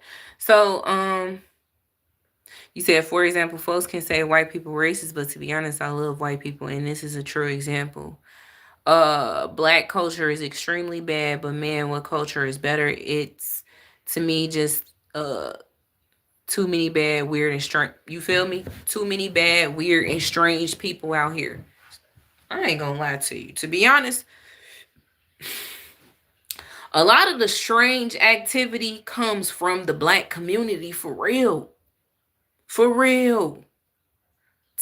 Look, I live in the black community, obviously. I was born and raised around black because I'm black. Duh. But the stuff that they do nowadays, and I ain't saying all, most of them, it's weird. Yep. It don't matter the color of the race. If they're cool, then you know what I'm saying? That's my thing. If you cool, then you cool. You cool, then you cool. If you cool, then you cool. I don't care what race you are. But it's a shame how the majority of the racism and the hatred that I experience, it comes from my own culture of people. Believe it or not.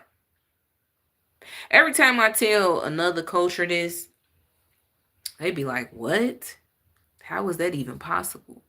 Oh, it's possible. Very possible. So let's play this clip. Okay.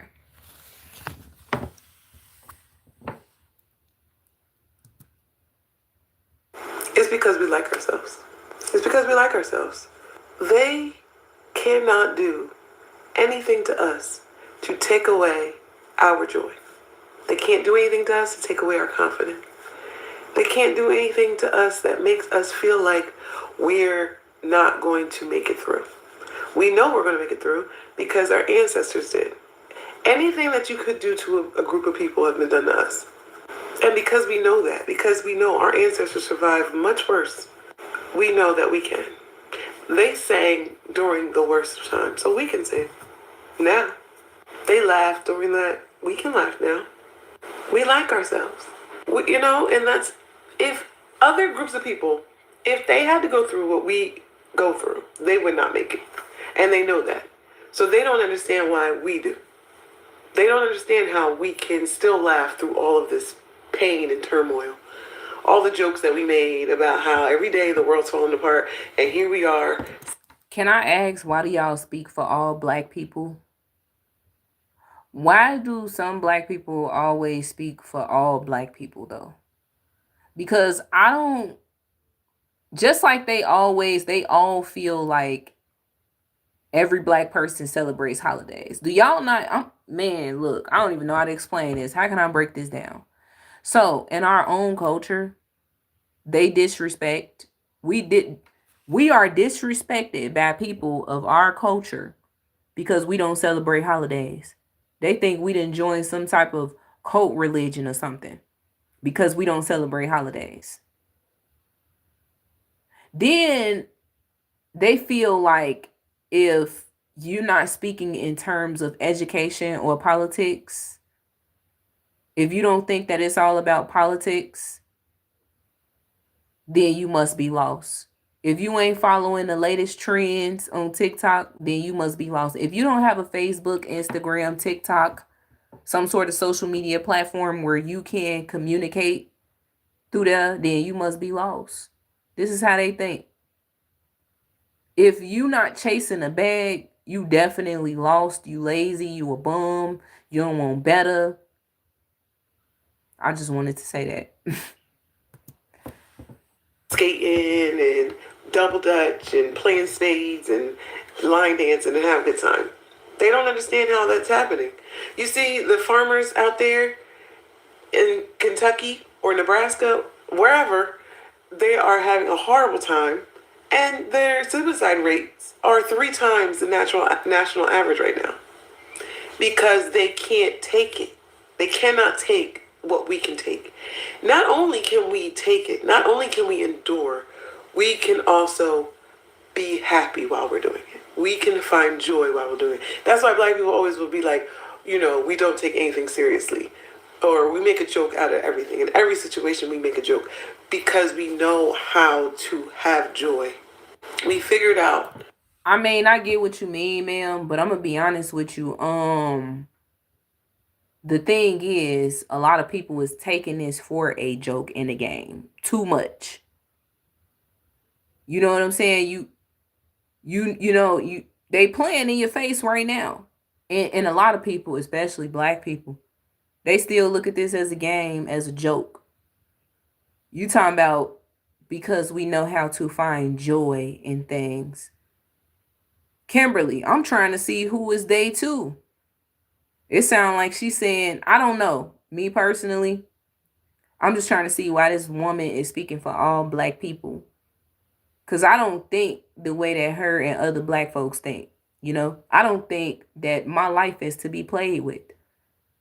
You talking about we find joy. It's good to find joy in your own way, but not behind, politicians playing in your face. Not behind y'all doing the latest trends on TikTok. Who can spend the most money at Walmart and, who can stop spending money at Target and Walmart. Like, who want to play them type of games? Not me. That life is about having fun. And people will look at that and they hate it. They hate it. They say that we're lazy. They say that we are, uneducated and stupid and everything. Childish and mature. Girl, come on, finish. Let me hear you. But the truth is they're jealous. Oh, now they jealous. They jealous. But the truth is, I'm black. I live in a black community. Been born and raised in the black community, around black family, and lived in black communities my whole life. The truth is, everybody ain't jealous of us, man. They ain't doing nothing but telling the truth. We as a black culture do have an issue. Real talk. What's up, Dems? Right, exactly. Don't think like them. That's what's up. The truth is, we as a black culture really do got issues. And those issues that she just named is exactly what I see. Childish behavior, especially from 40-plus-year-old women. It's sick. They're jealous because if what had happened to us happened to them, they would not be as happy as we are. They would not have figured out a way to still have joy. And they hate us for it. They hate us that they cannot do anything to us to rob us of that joy. And you know why? It's because they didn't give it to us. So they can't take it away. Enter the amazing universe Crap. of 'Twas the Night Before by Cirque du Soleil, an acrobatic retelling of a classic. You know what I'm saying? Real talk. See, you know what? Now, and I'm gonna be honest with you, I'm not even trying to start no race wars. But some of the stuff that white people was saying about black people really is definitely true, bro. It's definitely true. Call me a coon if you want to, but it's true. I have to face it, and I see it all the time. I hear it. The things that they say out of their mouth, they go back to the slavery days. Well, 400 years, reparations. I'm just saying. Our ancestors were treated. I mean, if your ancestors was here right now to see the way that you're behaving, to see the way that you're acting, they would be disgusted by you. Real talk. Y'all swear up and down, y'all ancestors, this, that, and the third. Reparations, all of that. I'm just saying, you said, I just sold my family home in Dearborn, Michigan after my father passed. No way in hell I want related to Muslims, especially after 16 years as a black veteran. Wow. Welcome, y'all. Welcome to the live. Yep, hip-hop culture ruined the black American. Yeah. You know, I'm from Chicago, born and raised, live in Chicago right now. And honestly, we have saw Chicago, transition, especially when the drill music came about, okay? When the drill music was created, it changed the whole city of Chicago. Now we out here walking amongst NPCs, you name it, bots, gang stalkers, you know. You said it was too much death. Blood on their hands, these politicians, especially Brandon Johnson. He don't give a damn though. You know, here we go, lonely. This is crazy, man. Is all y'all, where y'all coming from? This is crazy. 2 hours later. I appreciate that, Dims. Yeah, for sure. Yes. Yep.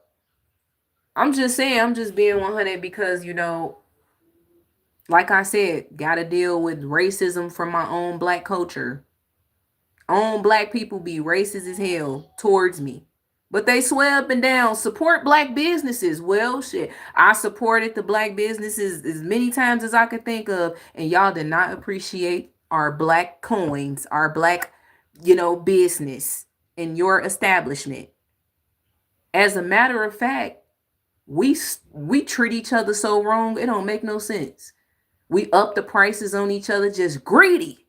But y'all swear, give us reparations. What you gonna do with it? What you gonna do with the reparations that you get if they were to give it to you? What are you gonna do? Go spend it on some Jordans? What are you gonna do? Go get seafood boils?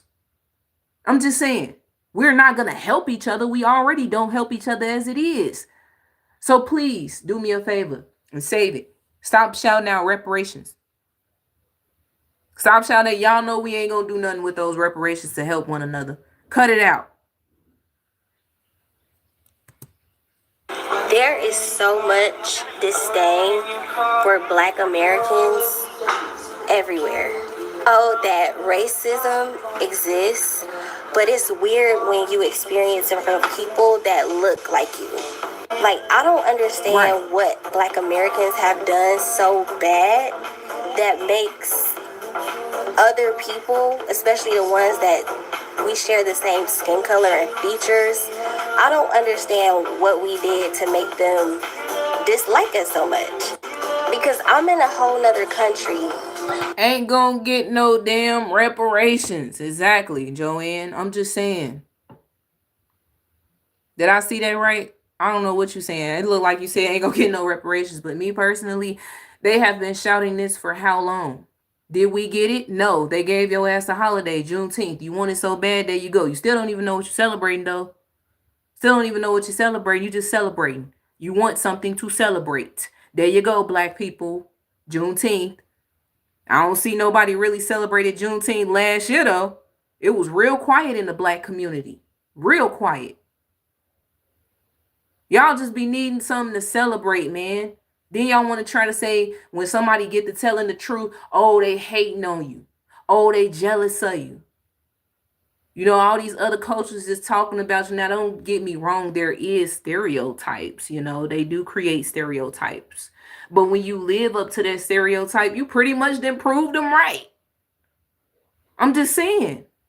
Like, for instance, me and my husband, we have a whole organization, a whole court system that is watching us, following us on YouTube, you know what I'm saying? Stalking us and stuff like that because they want us to fit the narrative. They want us to fit their sick, twisted stereotypes that they push out there. And they hate the fact that we do not fit their stereotypes.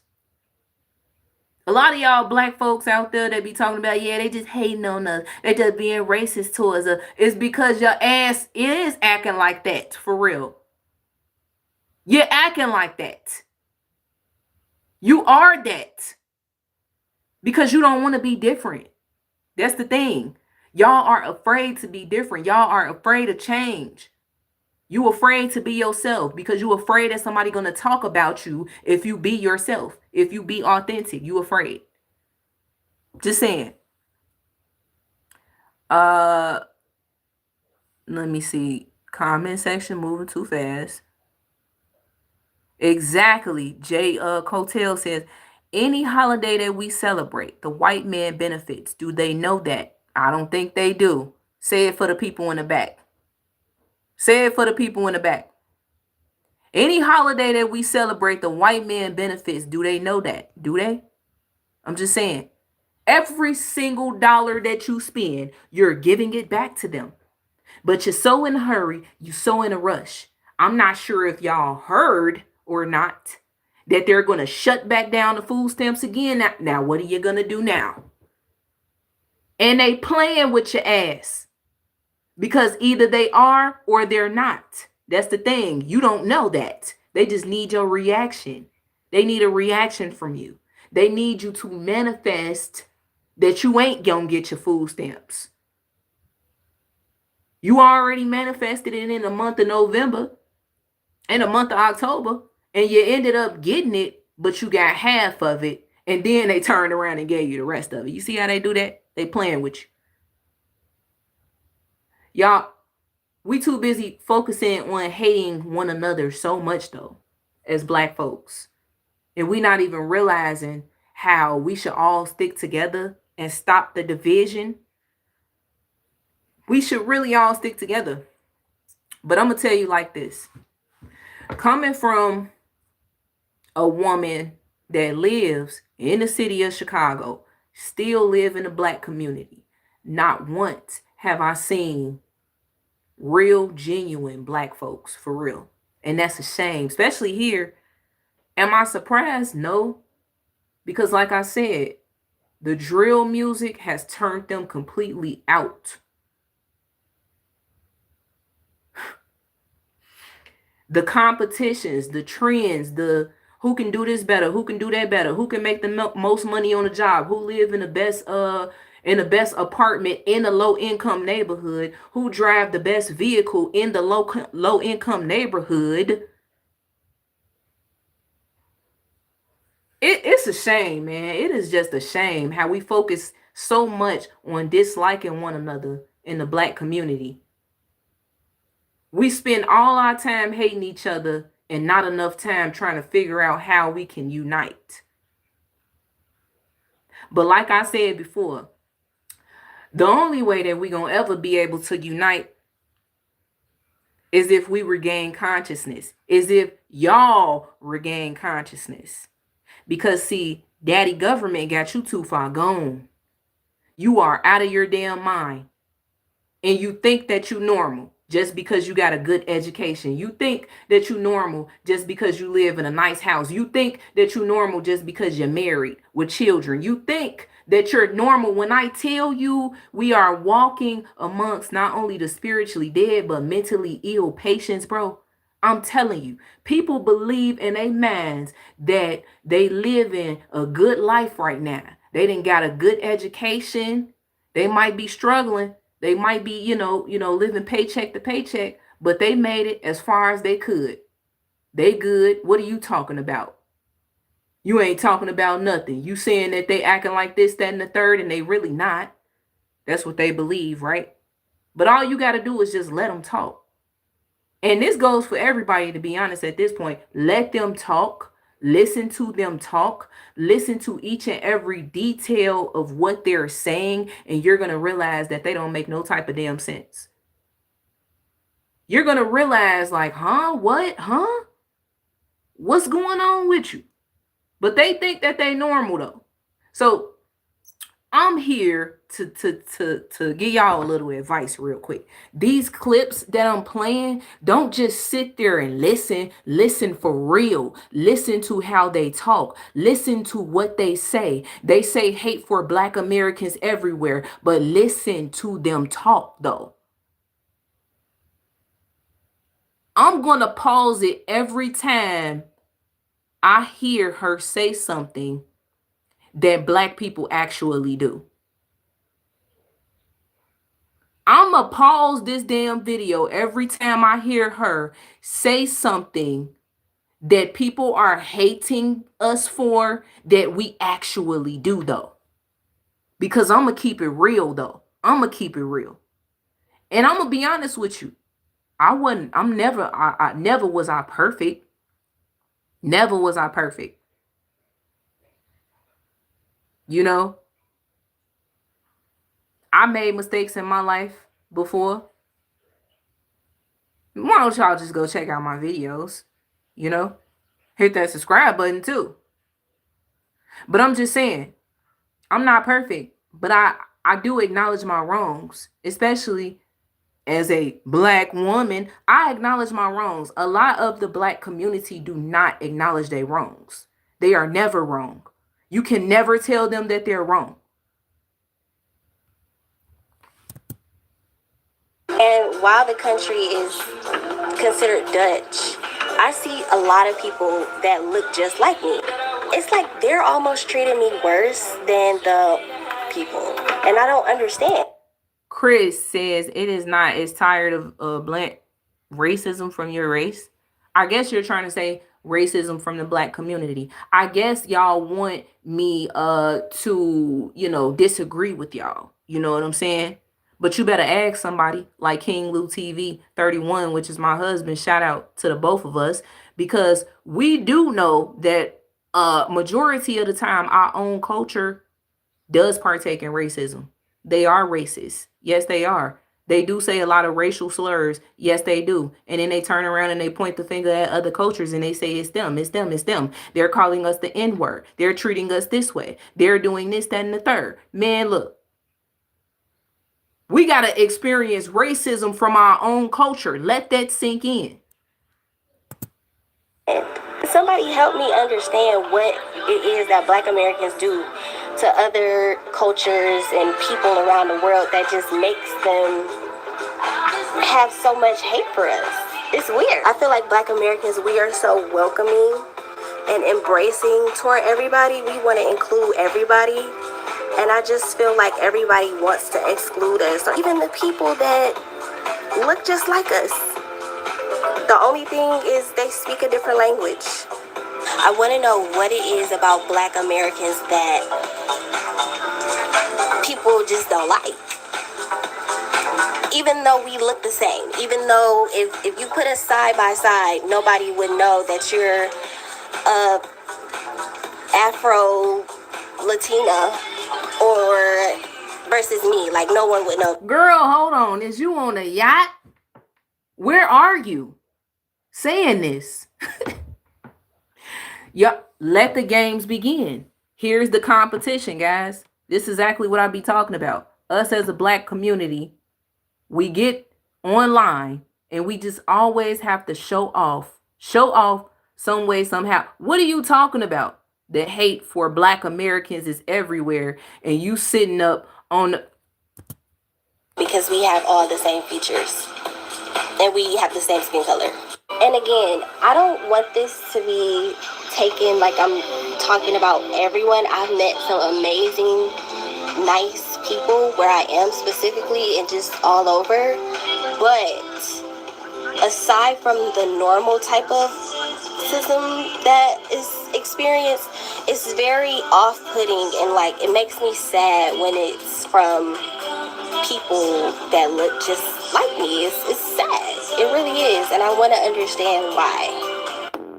I don't think people realize how exhausting it is to be Black everywhere, not just in America, not. God, oh my goodness, it's like, geez, I see exactly, you know. And then they call I guess, look. You know what I'm starting to realize, Chris? I'm starting to realize also, that with the black community, it's not what you say, it's how you say it. That's what determines you to be racist. You racist if you sound racist. You know what I'm saying? It ain't about what you're saying, it's how you're saying it. And they have a problem with that. Okay? So when a white person, if I was a white person and I'm holding the camera up just like this, and I am playing these clips, and I would say, oh my God, I am so sick and tired of hearing you guys' complaints. I would be considered racist, right? Because I'm huffing and puffing as a white person. But I'm telling you right now, I am black and I'm huffing and puffing. And you can call me a coon if you want to. But this is just, it's like they all say the same stuff. This is a scripted world that we live in. For real, they all following the latest trends.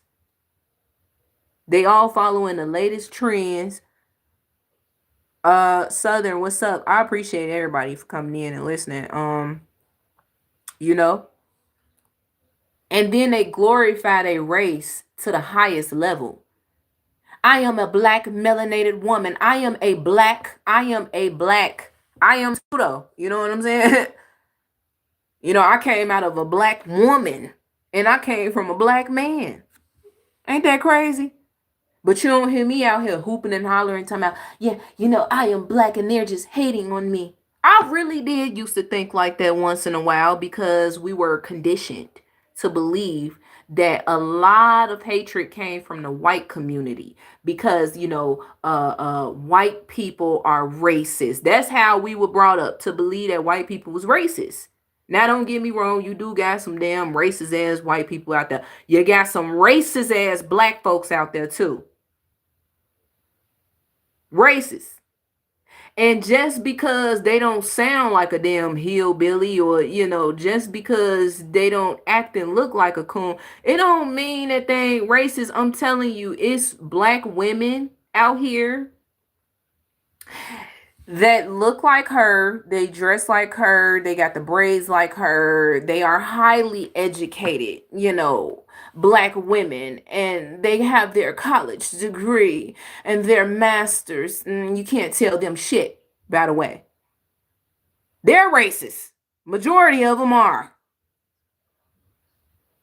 And I ain't, look, I'm gonna be honest with you. If you ain't racist, you ain't racist. But a lot of these black women that's highly educated are very racist because they believe that if you ain't get to the point where they at, then you are a disgrace. That's why a lot of them is single without children too. You a damn disgrace. Their standards is set so high, and if you don't have not one lick of what they looking for, they don't want it. Just saying.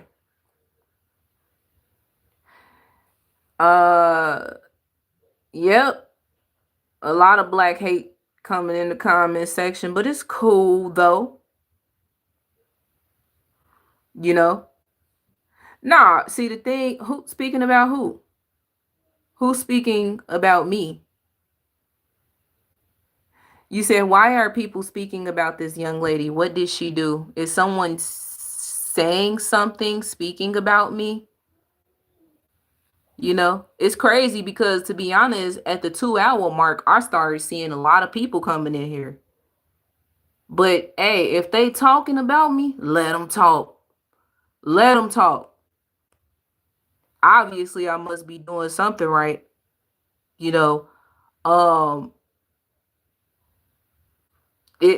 what I was trying to figure out. All right, is she talking about, or whoever that is they talking about the person that's on this video or me? I'm just saying. So they be having high standards. Yeah, they got the standards is high, and you must make 6 figures. You must get money. You must get that money. Because if you can't do nothing, if you ain't getting no money, you can't do nothing for them. You don't have anything to show for. If you ain't making as close as to, this is my thing. You got to be a greedy damn bastard if you want a man that can make either more than you or close to you, I'm just saying, like, why is it always about the money? Just in the South, I'm talking globally here.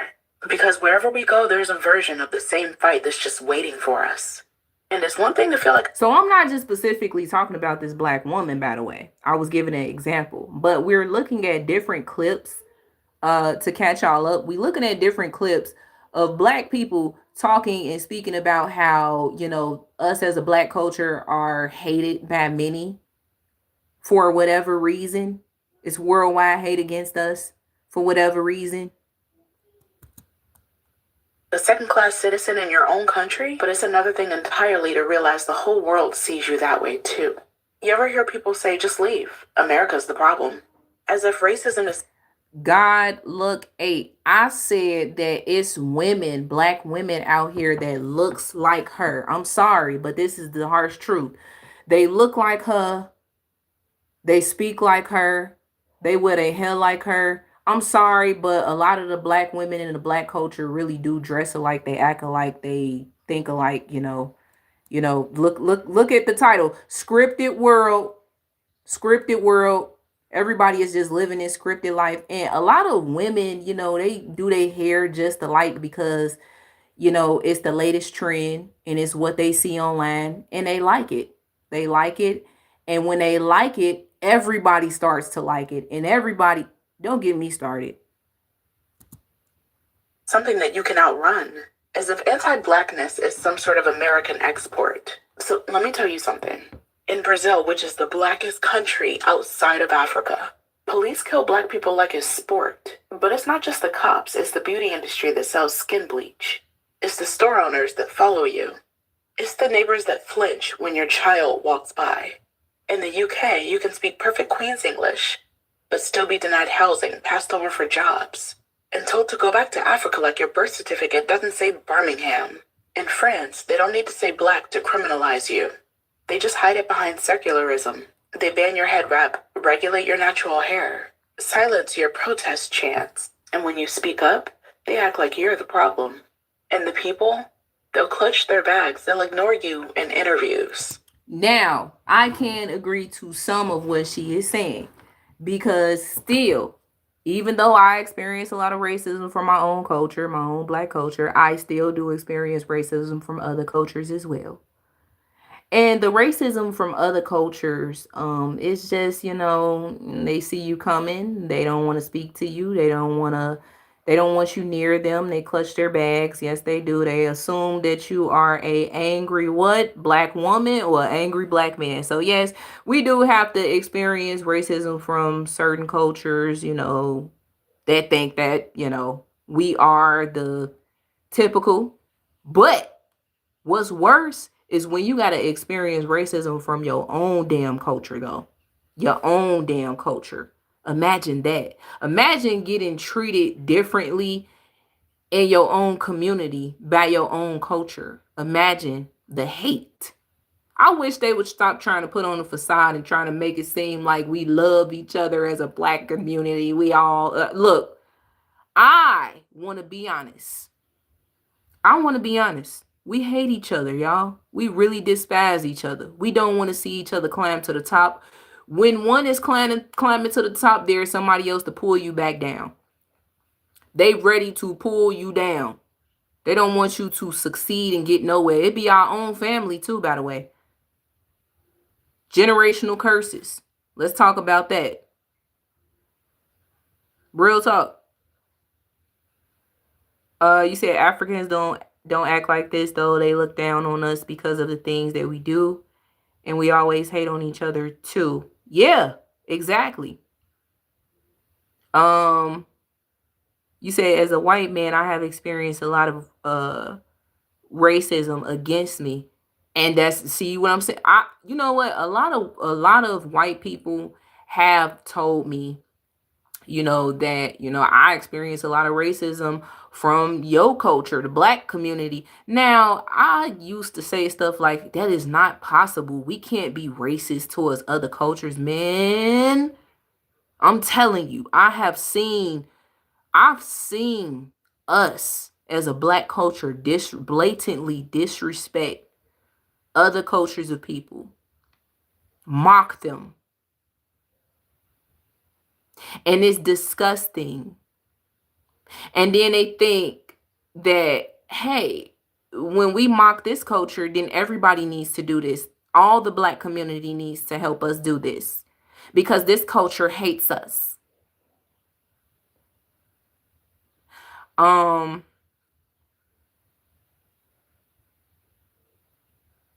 don't know. God Luck 8 actually, obviously your view is different from mine. Okay. All right. I just want to hurry up with this one. And so we whisper can get to the the N other word one. when they don't think that you understand French. In China, black students were kicked out of housing during COVID. Menstrual pain can be debilitating. At the Gynecology Research Lab, our mission is to cure Just for being African. But long before that, there were restaurant bans, fake job ads saying no blacks, and videos mocking our features going viral with millions of likes. In India, you'll be fetishized on one corner and insulted on the next. And if you're African, they'll stay. When are we as a black culture going to ever talk about how we racist towards one another? When is that ever going to surface the internet? Do I need to start the trend? Since y'all love trends so much, do I need to start a trend where black people are speaking out against other black folks being racist towards them? I'm telling you. And then it's getting worse. Get Derek up out of here. Laugh, and sometimes they'll spit on you. Wait, before you get Derek out of here. Derek, never mind. He already got you out. My bad. In Ukraine, when the war broke out, white refugees got seats, and black refugees got barricades. In Libya, we're still being sold in 2025. And nobody's storming embassies for that. Let that sit, because being black is not the issue. The world's relationship with blackness is. And here's what bothers me the most. They want our rhythm, but not our presence. Our slang, our dances, our music, our clothing. But not our humanity. They'll rock locks on a runway but call them ghetto at school. They'll say Wakanda forever and still scream monkey at the next black soccer player. They'll ask to touch your hair, or not even ask. They'll mock your nose, and then turn around and say that you're too sensitive. And don't even get me started on influencers. Black American culture gets ridiculed as loud or uneducated till someone else steals it from. Bro, they just literally talking about the regular, racism that happens towards the black community. That's all I really hear. Yep. Man. Likes. We're told that we don't have culture by people that are dancing to our beats, speaking our slang, and wearing our clothes. We are everywhere, but still nowhere. Loved, but not protected. Seen, but never safe. So if you've been feeling it too, that quiet, aching exhaustion that comes from just trying to exist, you're not broken, you're not paranoid, you're black. In a world that's been trained to hate you. I am so sick and tired of the black community. I'm just being 100. I love my black people still, y'all. So don't think I hate them, man. I don't hate nobody. Okay? Appreciate it, Leroy. Yeah. Only people that still have a conscience would be able to understand exactly what I'm saying. Only people that, have experienced the things that I've experienced can only understand exactly where I'm coming from. So if you ain't never had to experience what I've had to experience, or you ain't never heard of it, or whatever the case may be, of course you may disagree with the things that I'm saying. Yeah. That's what it looks like to me. It does. I'm not sure if y'all talking about me, but this lady right here, no, you ain't have to delete them, block them. Because I was about to say that anyway, this is exactly what they do, the victim mentality, okay? I used to always hear this from a lot of other cultures. Oh, the black community, they are always, playing the victim. And it sounds racist because it's coming from another culture. So, yeah, we were conditioned to believe that all cultures were racist when they speak that real truth about us because it's coming from another culture.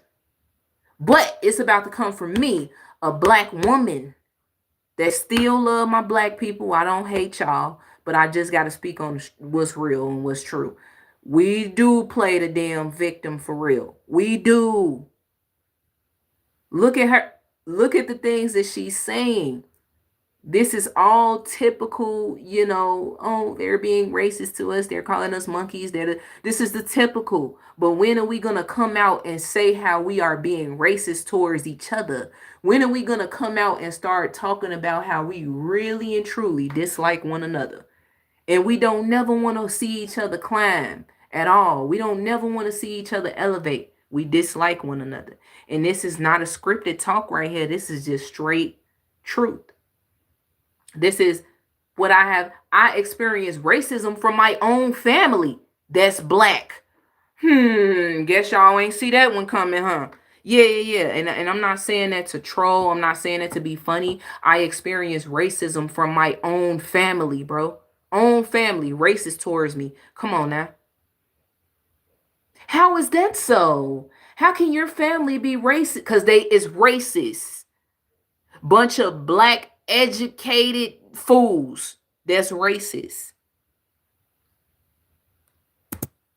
That hate lives in systems, but it also lives in people, in the stares, in the silence, Appreciate it, in the Will. smiles that tighten when you walk into the room.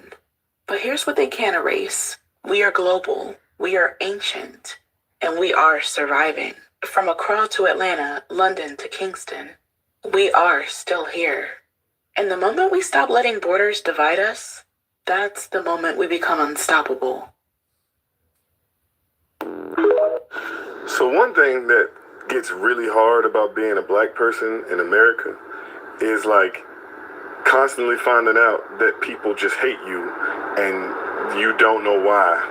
Like you're never really given a reason. You're just like, hey, this person hates black people.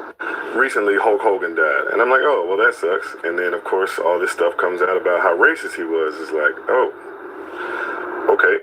I remember Dr. Seuss died. And I was like, oh, that sucks. I was a huge Dr. Seuss fan. Dr. Seuss truly inspired me. And then I found out he died, and that really sucked. And this one actually hurt my feelings. But Dr. Seuss... Brian, this is not a dating site, okay? If you looking for a black beautiful woman with dark skin, go ahead on, Google Play. They got a lot of different apps where you can find that at. Cause King Lou TV, he got this one on lock. Was extremely racist. And then you watch Taken, and I like Liam Neeson, and then you see a video of him saying some really racist stuff. Oh my God. What about the rich black folks that talk about the other black folks? 'Twas a monthish before the holidays, and all through the house there was still much to do, like find the right gift for me. When is we gonna ever address the fact that Obama, the Barack Obama that y'all love so much, that y'all was glad that he was the, y'all was glad that he was the United States president because he was black. Comes to find out he really not black, but y'all still think that he black. But when are y'all gonna ever address his damn racism towards the black community? When? All these so-called black politicians. But it's because they're black, so you're not going to address them. But they're racist than a mother plucker. Come on now.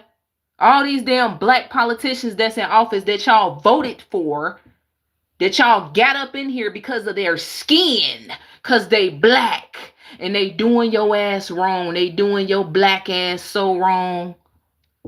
They taking everything that you get. Yeah. And they eating off of your black ass and your black children. And they don't give a damn about you. They don't give a damn. But y'all voted for them because they're black, bro. Y'all want a U.S. president so bad, y'all don't give a damn if it's a woman or a man, but it gotta be black. They gotta be black. You want a politician in office so bad, they gotta be black. You want let me tell you something. There is black judges that I have had to deal with in the past that is the most downright racist. Racist. It's a lot of black judges out here that's racist. It's a lot of black politicians out here that's racist. They look down upon you. Your own damn employer looks down on you. Your supervisor is racist. But y'all be sitting up here talking about, white people. They hate us because, we're black and, everybody hate us. Especially when they tell the damn truth. But it's just the simple fact that they are another culture and they have no say-so in the things that we do as black people. Because if they talk about us, then they must be racist. But I sit here right now as a black woman and I can say them people ain't wrong. Majority of the times they're not wrong because we do those things. I see it. Let's see. You say y'all believe them votes count. Don't the government assist y'all? I'm just saying. Exactly. Obama didn't do shit. Obama ain't do nothing for your black ass. The only thing that he did for the worldwide, for the people worldwide, you already know. Don't get me started. You can't tell me that man ain't had it. That man had a lot of power and control. Obama, when he did what he did, he turned the whole world out pretty much. Worldwide. I'm just being 100. And now it's in cartoons. It's in the schools. It's in the churches. They got laws. You name it. And I'm just being 100. Obama ain't do nothing but that. Yeah. I watched my husband deal with a black judge. And when I tell you that black judge was racist. They look like us. The black judge looked just like him. Regular black man. Racist as I don't know what. Because see, they let the money. Is that me buffering? Oh, okay, that's the computer. They let that money get in the way. Queen Meek says, I am mixed. My name is Tamika. I'm black and white. So I have experienced racism from both races, black people. She thinks she better than us, or say I talk like a white girl because, oh my God, tell me about it. I have been experiencing black racism, to be honest, from my own culture since I was a child. They would talk about how, oh, look at your skin complexion. You must be white. You act white. You talk white. They would say the same stuff about me. When you pronounce your words correctly, they believe that you think that you're better than them. They believe that you think you better than them.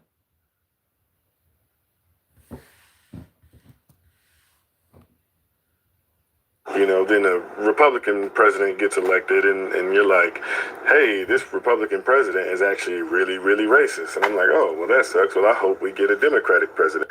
And then we get a Democratic president and they're like, oh, well, this guy's also really, really racist. And then like growing up as a black person, you live your life wondering, like, why do y'all hate us so much? Like, what did we do? Like, what is it about black people as a whole that you just hate? Like, I don't get it. Like, off the top of my head, I could name 100 different racist things that white people have done to me specifically and to my family, and I don't hate white people. I was involved with this white girl when I was in college and things were great, and then she started crying and telling me that we had to end this thing because if her stepfather found out that she was involved with a black dude, that he would disown her. Like, his hate for black people was so strong that he would disown his own daughter just for dating one. And I don't have the capacity to hate white people. I don't have the capacity to hate anybody. But growing up black is just a lifelong journey of finding out that everything is racist and that everybody just hates black people and you just can't figure out why. Y'all can tell me if it's just me, but I just been feeling like this entire year I've been finding out that. Okay, see, you know the shit is getting real when you can't even. I don't know if this is a woman or a man. Excuse me, ma'am, if you a ma'am. Lord, forgive me, but I literally don't know. You know, I want to address this person correctly. Maybe I should say them or they, since people do have, you know, I guess pronouns, I guess.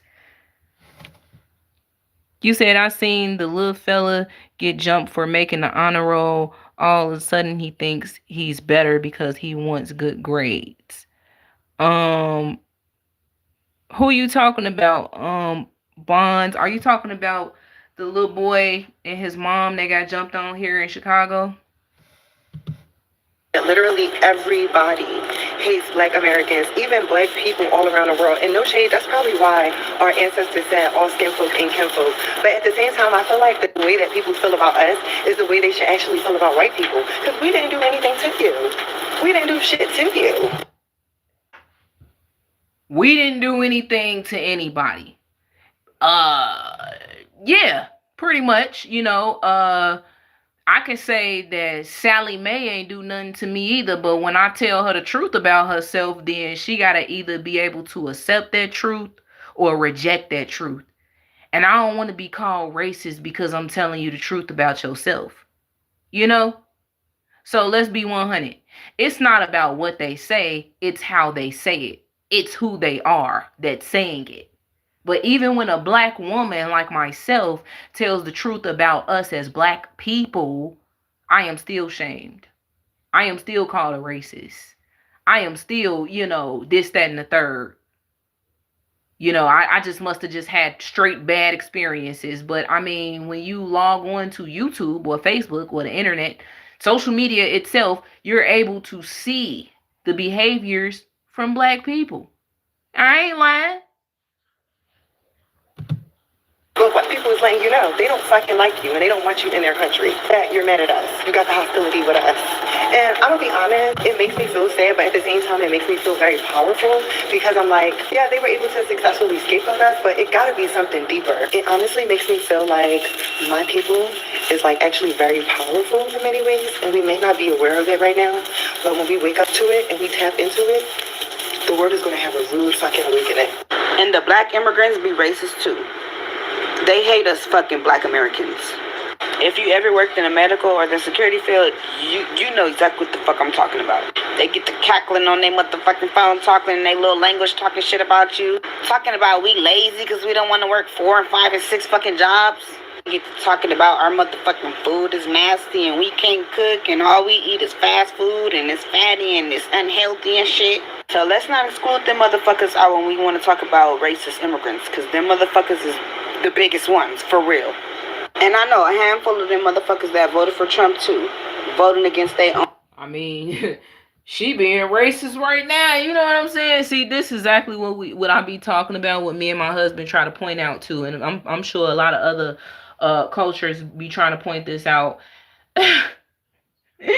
When someone says something about your food, they're racist. Someone says, but you saying, you know, the motherfucking immigrants and the motherfucker immigrants and the motherfuckers really be like the motherfuckers. Like, I'm just saying, so you ain't racist for how you describing them, for how you talking about them and whatnot. You know, they're racist because they didn't talk about y'all food, or they talking about our noses. They talk about, you know, I'm not saying that that's right. I'm just saying. Own motherfucking rights. As an African, I've noticed that not everyone truly understands the ongoing struggle Black Americans face, from historical oppression to modern day racism and segregation.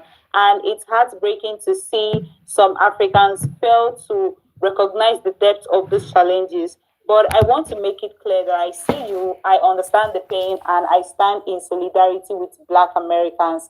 And as we wrap up today's conversation, I want to emphasize No deeply disrespect to on her. something that is very, very She's important. the content creator of that channel, but we're gonna go to the other one. The other videos. What's up, y'all? Welcome to the live. And yeah, whatever. Let's see. Here we go. We're gonna go to another clip. This is by the same content creator, Merke or Merce, in Eggboo TV. Shout out to her. I don't want to take any credit for any of her clips that she put together.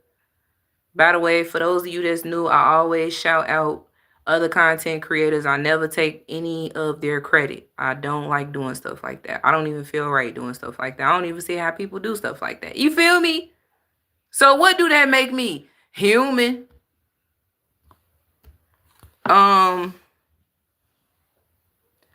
Yeah, we living in a time, you know what I'm saying? We living in a time of the days where people hate the truth. Yes, I speak on this all the time because I'm sorry, but the truth is the truth. I am one of the people that actually likes to tell the truth. And when a person stands in front of my face, I'm going to tell them the truth. I did it to this older Black lady at the store a few months back. I still remember this. I came in the store to look for a item. I was literally in a rush and in a hurry that day because I had to get back home so I can lay my child down. I don't like having her outside in this evil, wicked world, you know? So I have to get in the store and I'm trying to get out. This lady, this Black lady who's in her 40s, turns around towards me and she says, "How do I look with this wig on?" Because they sold wigs in that store. It was a beauty supply store. She said, "How do I look with this wig on?" I said, "Respectfully, ma'am, I can't tell you that. You would have to see for yourself, you know, or you would have to ask, you know, someone else." She got mad at me. She got upset. She got mad. She got pissed off. Now, mind you, there was a lady that was standing next to her that worked there, that was helping her try the wig on, that even told her that wig looks really cute on you. She told the lady in front of me, "Oh no, I don't want your opinion. I want her opinion." And she pointed at me. And that's when I told her respectfully, "I can't tell you that. You would have to look in the mirror and see for yourself." And, you know, she got offended. She got mad. I told her that I don't know. Even the lady that was standing next to her that helped her try on the wig told her, "Hey, it's a man in the store, the security guard. You know, maybe you should go ask a man. He'll be able to tell you how you look." That's why I was looking like, I'm not a yes man. And I'm not like everybody else. The women, the Black women that was standing behind me in line, they even side-eyed me like, "You couldn't just tell her." The thing is, I'm not obligated. Since when did I have to be obligated to tell somebody how they look in a wig? She literally pointed at me and said, "I want her opinion." And got mad when I didn't give her one. When I didn't say, see, the thing is, they want you to lie to them. What if the wig look ugly on you? What if I was in the mood to tell you that the wig looked ugly? Matter of fact, I remember telling her, "Respectfully, ma'am, I wouldn't be able to tell you that because I'm not in the right frame of mind at this moment. I was in a rush and in a hurry and I was focused on one thing, getting up out that store. I don't got time to stop in my tracks to tell you how you look with a damn wig on when you have somebody standing next to you telling you that you look cute with it." Ain't gotta do shit, you know? I'm just saying, you know, and then people get mad at me when I be honest. So what do you want me to be? What do you want me to do? Just lie to you and tell you, "Oh, girl, you look cute with that wig on," knowing damn well you don't?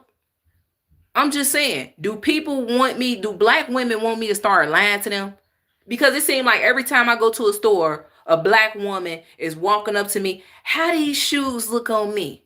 Don't even know me from a can of paint. How I look in this dress? And it's like, to be honest, they don't really care about you. I need y'all to understand something, because I've been experiencing this my whole life. You know, from black women in my family, black women outside of my family, they do this shit all the time. It's not, they don't want you to tell them how they really look. They don't really care about your opinions on what they have on, because they already got their mind made up anyway. They know how they look, right? They just want to spark up a conversation. And they want to know, are you willing to conversate with them? Because if you're not, then it's a problem.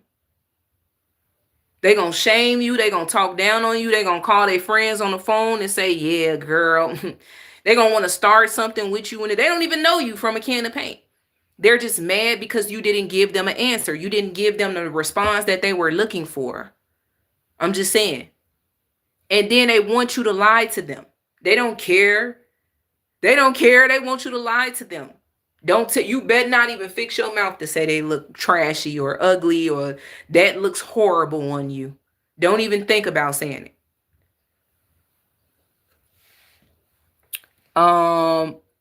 Facts, they want validation. You said, why does someone always got to bring God into it? Don't you think he gets tired of being dragged into everything? Why don't you think we could just have successes and failures without him? Huh? I don't know. You must be on the wrong channel then. Looking for approval, seeking approval. I'm not saying all black women. If the shoe fits, please be my guest. Wear it. I'm just saying from experience, man. I'm just speaking from experience. But yeah, let's play this clip. Let's finish playing this clip before I get to talking.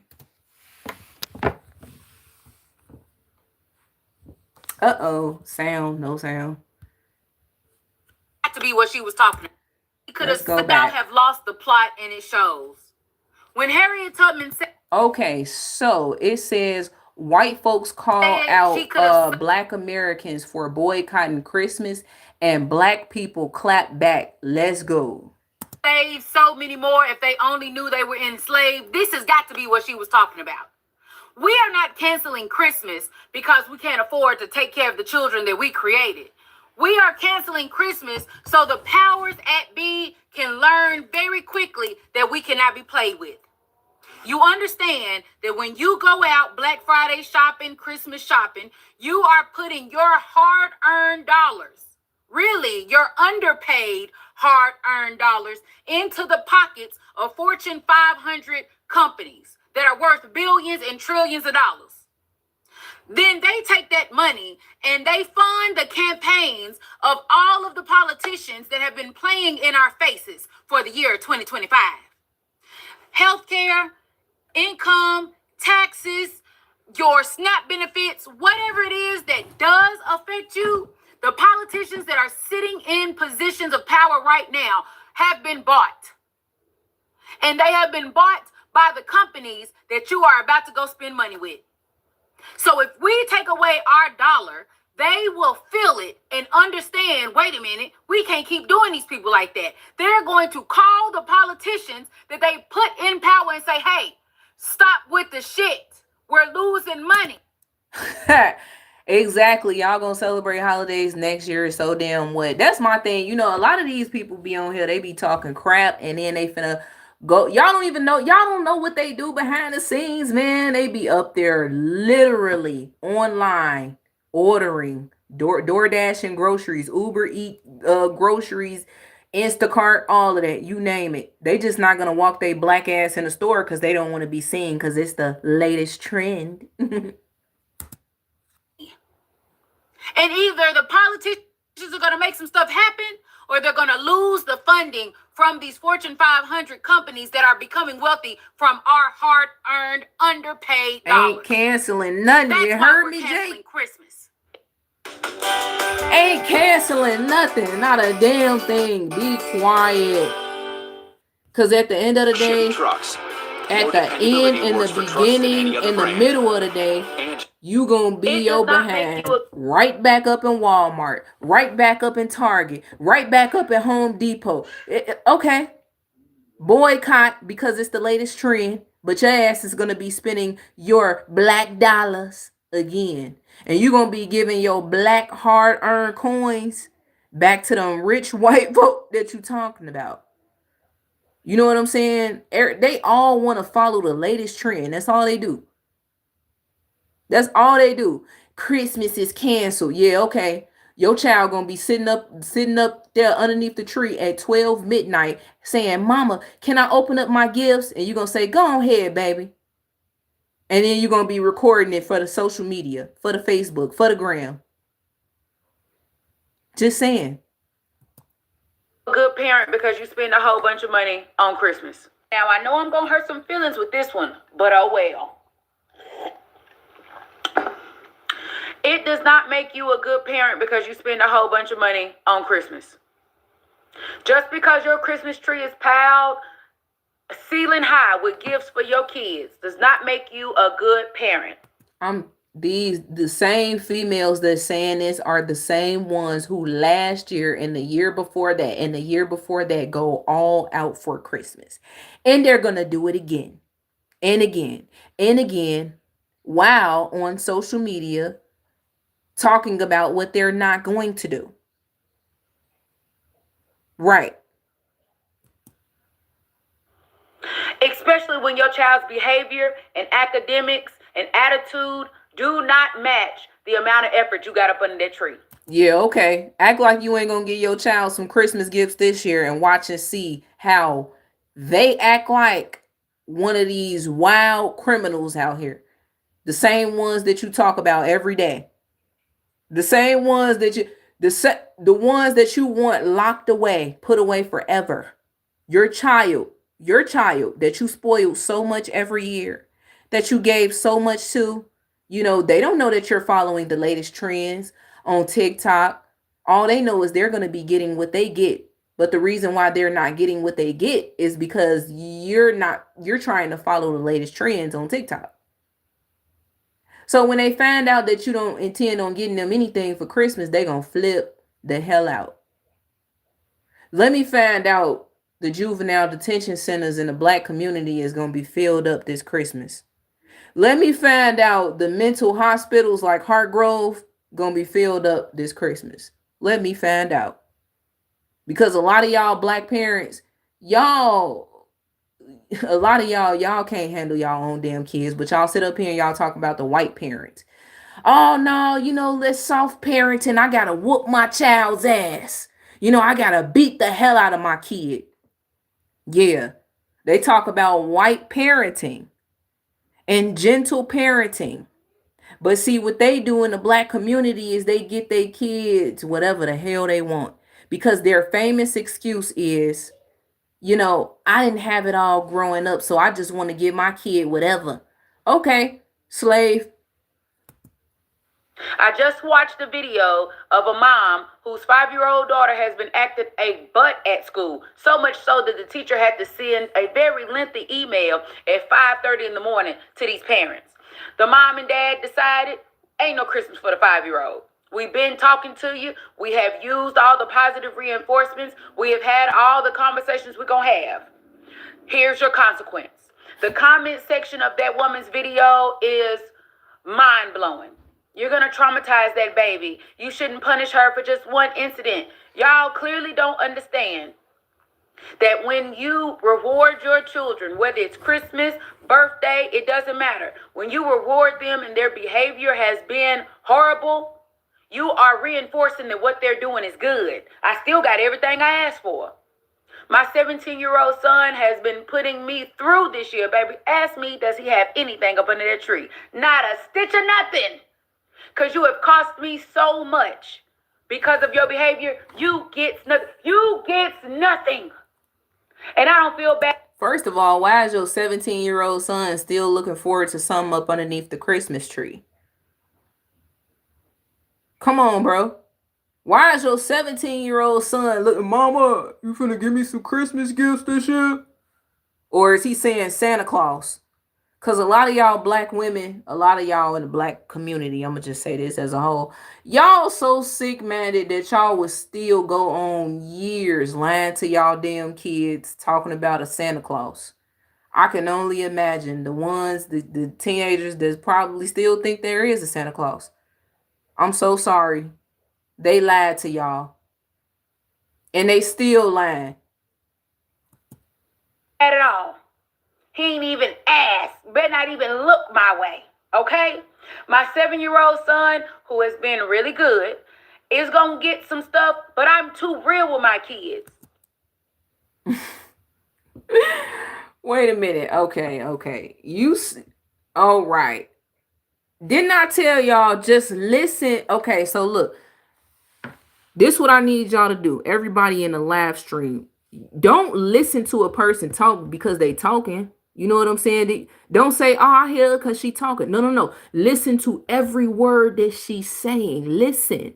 She's contradicting herself at this point.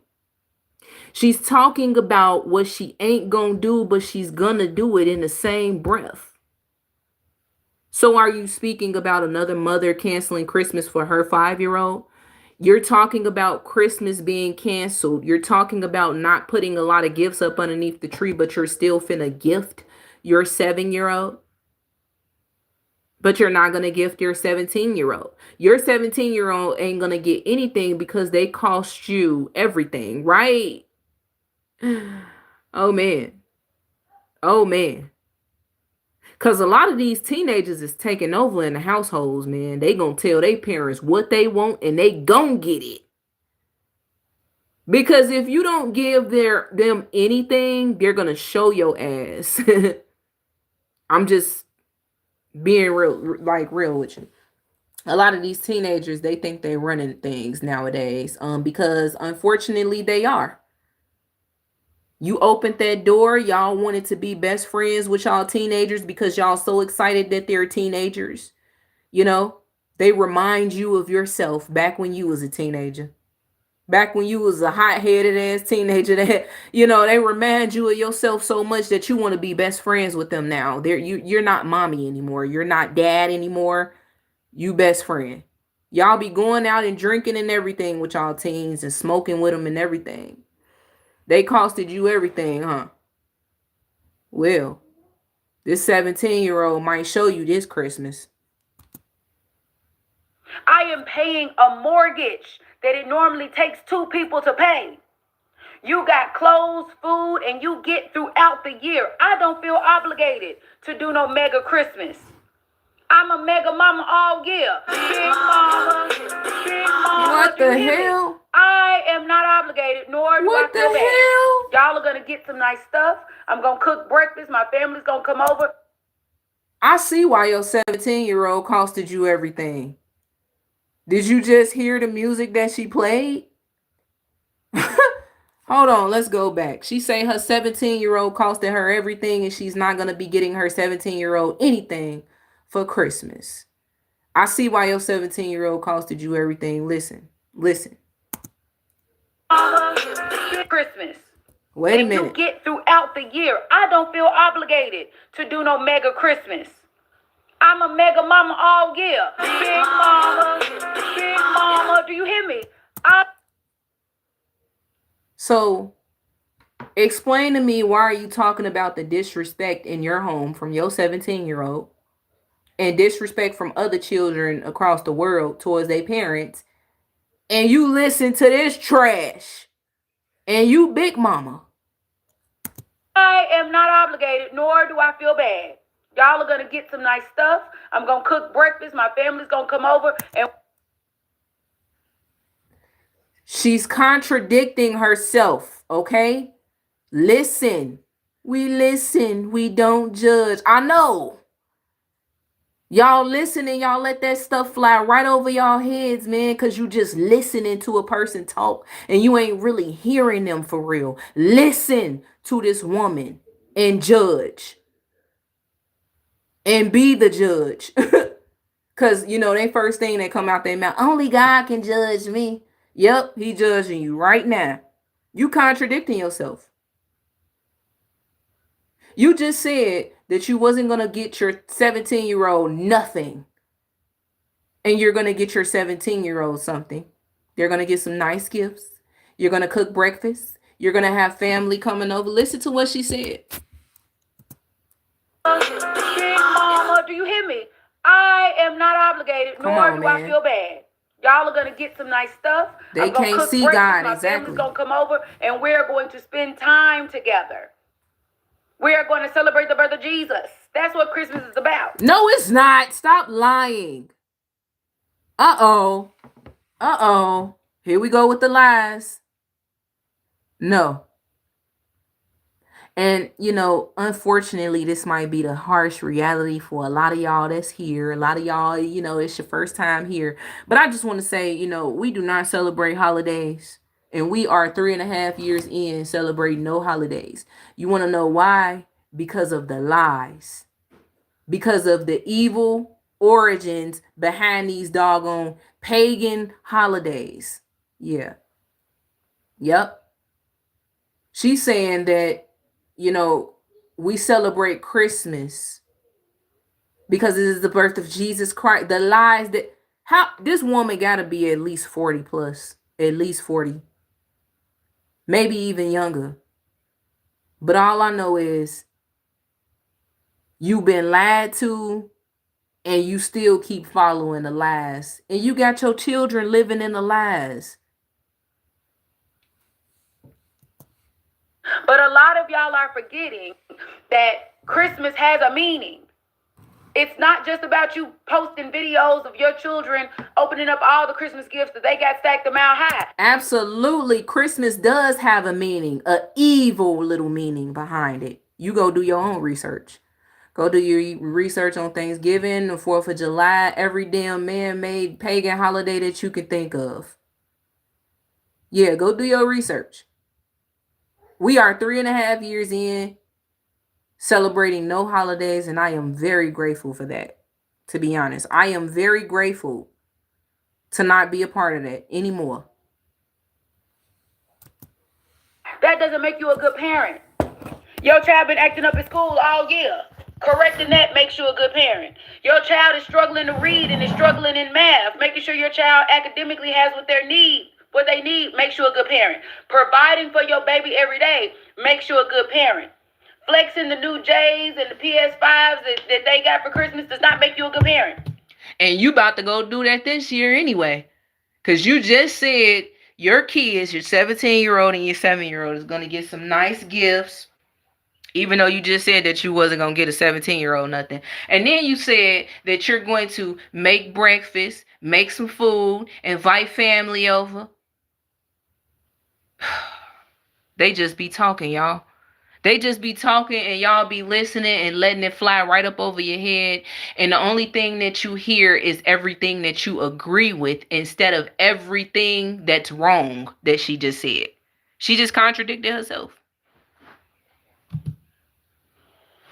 At all. I said what I said. This comment asks, why are we boycotting Christmas? Obviously, we're not telling everyone to not spend time with your loved ones, but let's talk about Christmas and the holiday season. Every year, the holidays are framed as a season of giving, when we're really being pressured to spend. Spend money we don't have on gifts that we don't need to enrich corporations that don't care if we live or die. While they distract us with sales and... Y'all just now figuring this out? Yup, you know what? I'm going to be honest with you. I didn't figure all of this out until, 2020, 2021, when I fully woke up. You know? But why did I say y'all just now figuring this out? Because it's 2025 and they have pretty much spit in our faces, you know, at this point.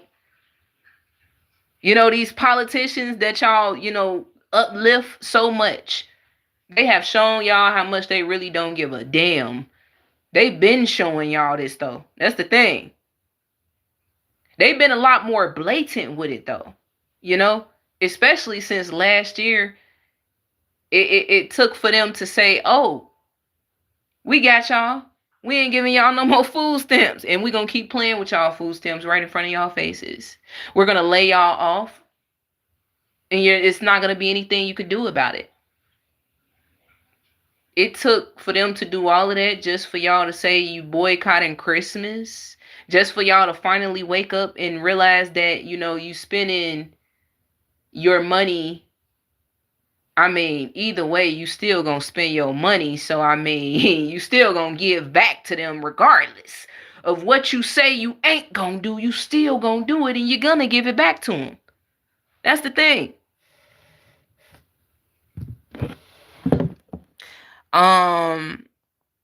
Who am I judging though? I guess I just tell the truth too much. Yeah. I guess you're not used to that. And it sounds judgmental. You said we don't even read to find that out. We like the shopping like it has something to do with anything.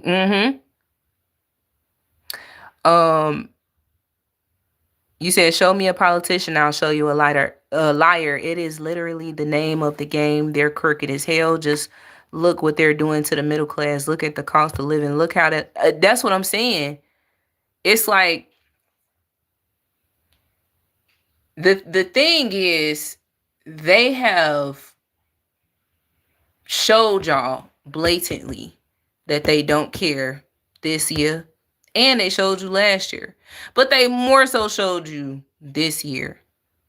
And everybody was just too busy to realize that. They was too busy celebrating the holidays and celebrating this and celebrating that. And, you know, marching for this and marching for that. I don't know when people gonna really wake up. I don't know when people gonna see that, you know, it's all spiritual. Real talk. I don't know when people gonna really wake up and see that. Because it's not about politics. It's literally not about, you know, education. It's not about this. It's not about that. Man. In Christmas lights, millions of Americans saw their SNAP benefits delayed or threatened during the shutdown. And even though the government recently passed a bill to reopen, states are still scrambling to restore full payments after the program lapsed for the first time in its 60-year history. Congress is pushing legislation to make healthcare even more expensive, while corporations continue to lay off workers and pay poverty wages. Meanwhile, our tax dollars are still funding genocide. Billions of dollars being sent to Israel, the UAE, and other governments committing atrocities in Palestine, Congo, and Sudan. The same government that claims it can't afford healthcare, housing, or food for its own people somehow always has unlimited money for war and occupation. All of this suffering is happening, and we are being told to get into the holiday spirits and consume, consume, consume. For Christians, Christmas is about the birth of Jesus, who was a Palestinian revolutionary murdered by state and religious violence. Exactly the kind of violence that Palestinians have been facing for over 7 decades. So boycotting Christmas is not about rejecting joy or family. If we really want to get into the holiday spirits, that should mean standing with the people who are suffering the most, instead of feeding into the very systems that are killing them. So this year and every year, let's give intentionally. Make gifts by hand, support small locally owned businesses. Support Black, Brown, Indigenous owned businesses. Donate to your local food banks and shelters. Donate to mutual aid. Support families in Palestine, Congo, and Sudan. Put your money and your energy where your values are. Michael, and the biggest thing that she was missing in all of that is the Most High God. Keep him first at all times. Forget a doggone holiday, y'all. Man. Uber sale is here. Save up to 70% site-wide. They're going too far, Planning to publish your book? You could reach, you know, my thing is more readers. If you've written a book and you're thinking about publishing it. My thing is they have been blatantly playing with God. I just want to say this. I've been seeing this happening a lot across YouTube, man. Because that's the only platform I'm on. But I've been seeing a lot of people just blatantly playing with God. Like, we really living in some real wicked times. Real wicked times. Ever since the Charlie Kirk situation, man, it has really exposed America for real. It has exposed the Charlie Kirk situation. Y'all can go ahead and go back to my videos, my live streams, all the way to when I did the Charlie Kirk videos, you know, when he got killed or whatever. I did about 3 or 4 live streams about Charlie Kirk. And I had to, because I started to see how, you know, it showed who has compassion left in their hearts and who doesn't. Why do I say that? Because we know doggone well that we're not supposed to mock someone's death, no matter what. Especially if you call yourself a believer. You said, I love the light, I love giving when I can. I like all that, but not being able to, because the way it is makes me think it is not really something I am to do at the moment, and it is okay. But I do love, hey, you know, on this channel, we love the Most High God. That's who we love, you know. I see you on a whole nother level, and that's fine. I don't hate you for that. We think differently. We might agree on certain things. But hey, I just want y'all to wake up. I appreciate it, Queen Meek. I appreciate it. I appreciate anybody that's in here engaging in the stream, whether you agree with me or you don't. I appreciate it. I appreciate y'all putting the thumbs up on this stream too. Make sure y'all go ahead and rewind back, because there's some very informative videos that you might want to see in the beginning of this stream. And one of them was the movie that we watched for 8 minutes. For real. I'm almost lost for words here. You've got to tell me what you think, because it appears that we may be losing the Christmas tree as we know it, because it's becoming offensive to certain people. Now, correct me if I'm wrong here, but we are continually told that we live in a multicultural country. But being offended by the Christmas tree doesn't really sound very accepting of other cultures and traditions. Would I be wrong in thinking that if the Christmas tree is offending people, then perhaps they're living in the wrong country? Tesco are now unbelievably selling an artificial evergreen tree. Not a Christmas tree, it's now called an evergreen tree. Where exactly is this going next? Perhaps the English language will become offensive, because it appears that the Union Jack and the St George's Cross are already offending people in the UK nowadays. Will even talking about the subject become offensive and eventually banned? I'd like to know what you think, because to me it feels like being British itself is becoming a bit controversial. What do you think? You stop spending money with these companies. That's what y'all on, right? For this cancel Christmas, cancel Thanksgiving type situation. All right, you stop spending money with these companies. Do you understand how the economy works? You do realize in order for the economy to thrive, that means money has to be put back into it, right? So you stop spending money with these companies. You starve these companies of money. Not only do you think you hurting the company, what do you think happens when you hurt the company? They lay off. they lay off, right? Because if they're not generating enough money to justify paying the employees and make it make sense, then guess what? You got to go. That means the employees got to go. We got to cut employees. All right? When money start getting funny, employees got to go. The big dogs ain't gonna miss out on no money. No, they never do, right? But it's gonna be the people like you, right? The same ones who behind, starving the economy. You're gonna be the one to get laid off, and then you know what else gonna happen after that? Then you're not gonna be able to pay your bills, and nobody's gonna come to save you once you can't pay your bills. You see these people right now going through these situations where they just a couple, maybe a month or two late on the rent, and they already getting evicted. All right, and they wondering why the landlord's not stepping in and helping. Some landlords made, most ain't. Most don't have the cushion to come in and try to help you in hard times, right? These landlords barely making it themselves. They counting on you to pay your rent in order for them to pay the mortgages. In order for them, like, clearly, I don't know where y'all, I don't know. Like I said all the time, George Bush really did a disservice by letting y'all move along. Because y'all clearly behind. Because if you don't know by now how this works with the economy, I don't know. You looking at it, you think you're in a recession? Starve the economy and see what type of real recession you're going to end up in, all right?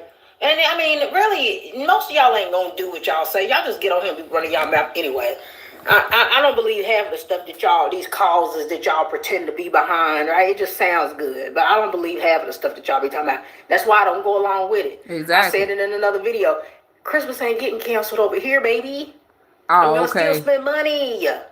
All right? I'm going to still continue to help the economy thrive. Oh, okay. Well, hey, at least she being truthful about, not following the trends of people canceling Christmas. She said that she's going to continue on Christmas and she feels like they deserve her funds. Wow. I'm going to continue to help people keep their jobs. Okay. All right. All right. Hey. Can't knock her for being honest, though. Whenever you watch football, you get hungry. And look, a buy one, get one 10-piece McDonald's Chicken McNuggets deal. Is anyone even excited for Christmas anymore? Let's just be honest, we're all already drowning in debt and nobody can afford anything. I know Christmas is all about the giving spirit and being happy. I'm not gonna do chat that. and let them know. Okay. Like, it just came Sorry, too fast. y'all. I'm too tired. I don't have the money. So I'm like, is it even worth it anymore? Is Christmas canceled this year? General reminder that boycotting Christmas is not a left-right issue. Is Christmas really canceled this year? I bet you it's not. Issue. This is a 1% versus the rest of us issue. Okay? Keep your eye on the ball. Buy local. Happy holidays. And while we're on task, go ahead and cancel Christmas. Go on and start that family chat and let them know that you're not exchanging gifts this year. Hopefully everybody in your family is on board. And I know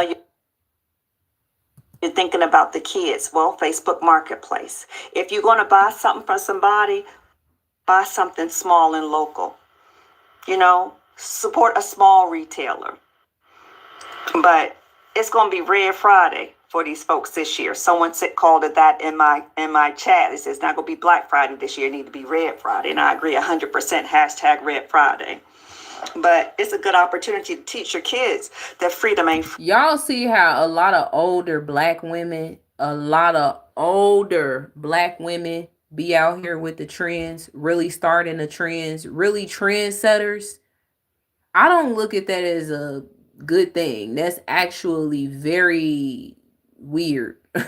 You know what I'm saying? Like, y'all be like overly 60 plus, 50 plus, setting trends and stuff and keeping the trends going. She talking about hashtag Red Christmas. What'd she say? I don't even know. She said hashtag Red Friday or something. I might have said it wrong.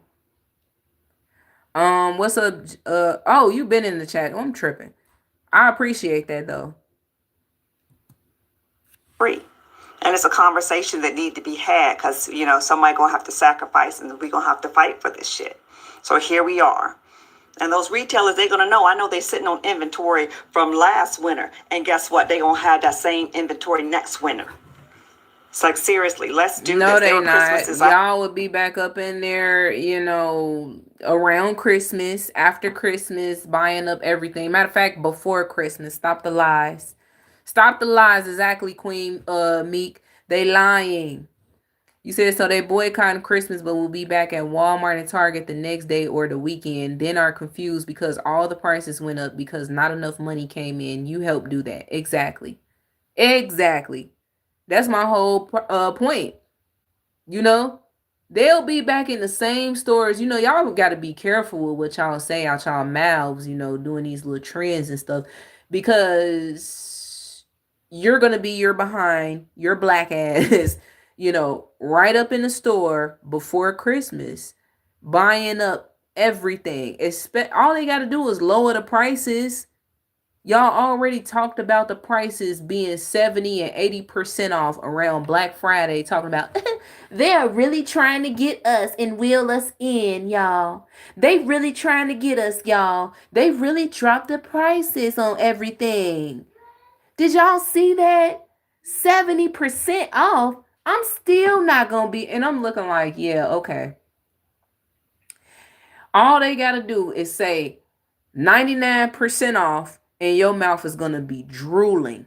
You are going to pull out every damn credit card, debit card, anything you could think of out that wallet of yours. And you'll be buying it. Oh, that was the name of it. We ain't buying it. Yeah, okay. You'll be buying it. Trust me. They're not worried about you stepping away from them for a day or two, boycotting them and boycotting Christmas for a couple days. They're not worried. They're not hurting for anything. You'll be your ass back up inside of their stores. I had as a kid where my mom didn't have any money. She made a sweet potato Exactly. pies, Confirm that and order was right fun. now. You know, they were good. We were just as happy. We were like, who's in Whoville? And I think that's how it needs to be. You know, if you want to do something, switch it up a little bit. Do some community service. That's exactly how they talk.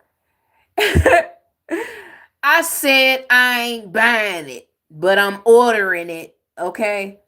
We ain't buying it, but we ordering it. We ordering it for sure. Sometime, you know, serving in a soup kitchen as a family. Donate some money to like a homeless shelter. Help somebody else this year. Do something that really counts if you're going to do something. But if you buy something, please buy something small and local. Don't give these retailers nothing. We're not spending money. October, November, December, they make a whole lot of money off of us. And here's the time to teach them. We're not spending no money. Red Friday, cancel Christmas. And as we wrap up today's video, it is important to remember that this boycott isn't just about avoiding holiday spending. It's a powerful statement. It's about reclaiming economic power. It's about standing up for community value. This is it.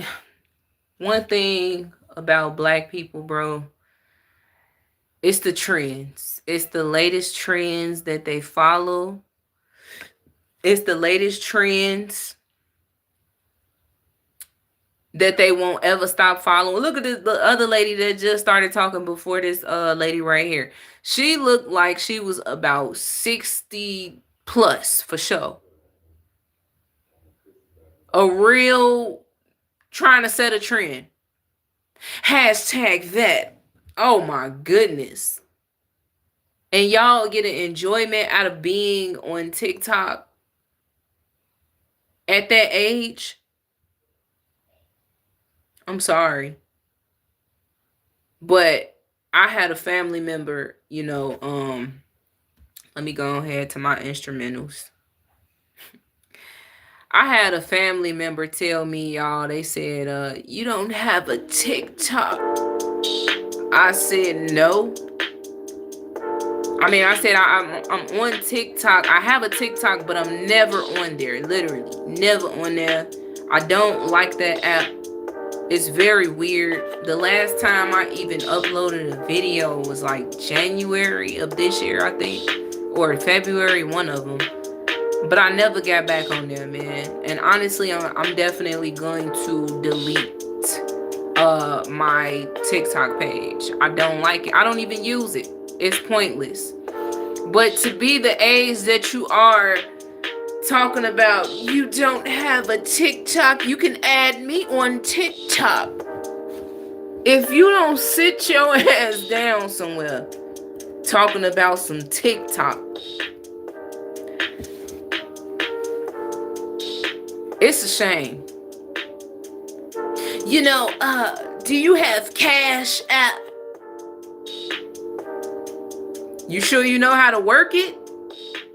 Because people be swear, especially the old folks, they always want to ask you, do you have a Cash App or something? But then, soon as they whip their phone out, it's like, now how do you work this thing? Now it's how do you work this thing? Especially when you know you just asked me, do I have a Cash App so you can send me some money? But you don't know how to work it? Now all of a sudden you don't know how to work it. But on Christmas, the same Christmas that you plan on boycotting, you'll be sending each and everybody $100. I'm just saying. Just wanted to give you a little something for Christmas. You know, since we're boycotting and we ain't buying it, I'm gonna go ahead and, what is your Cash App? Or do you have Zelle? Bruh, imagine old folks just asking you, do you have PayPal? I don't carry cash anymore. I carry PayPal.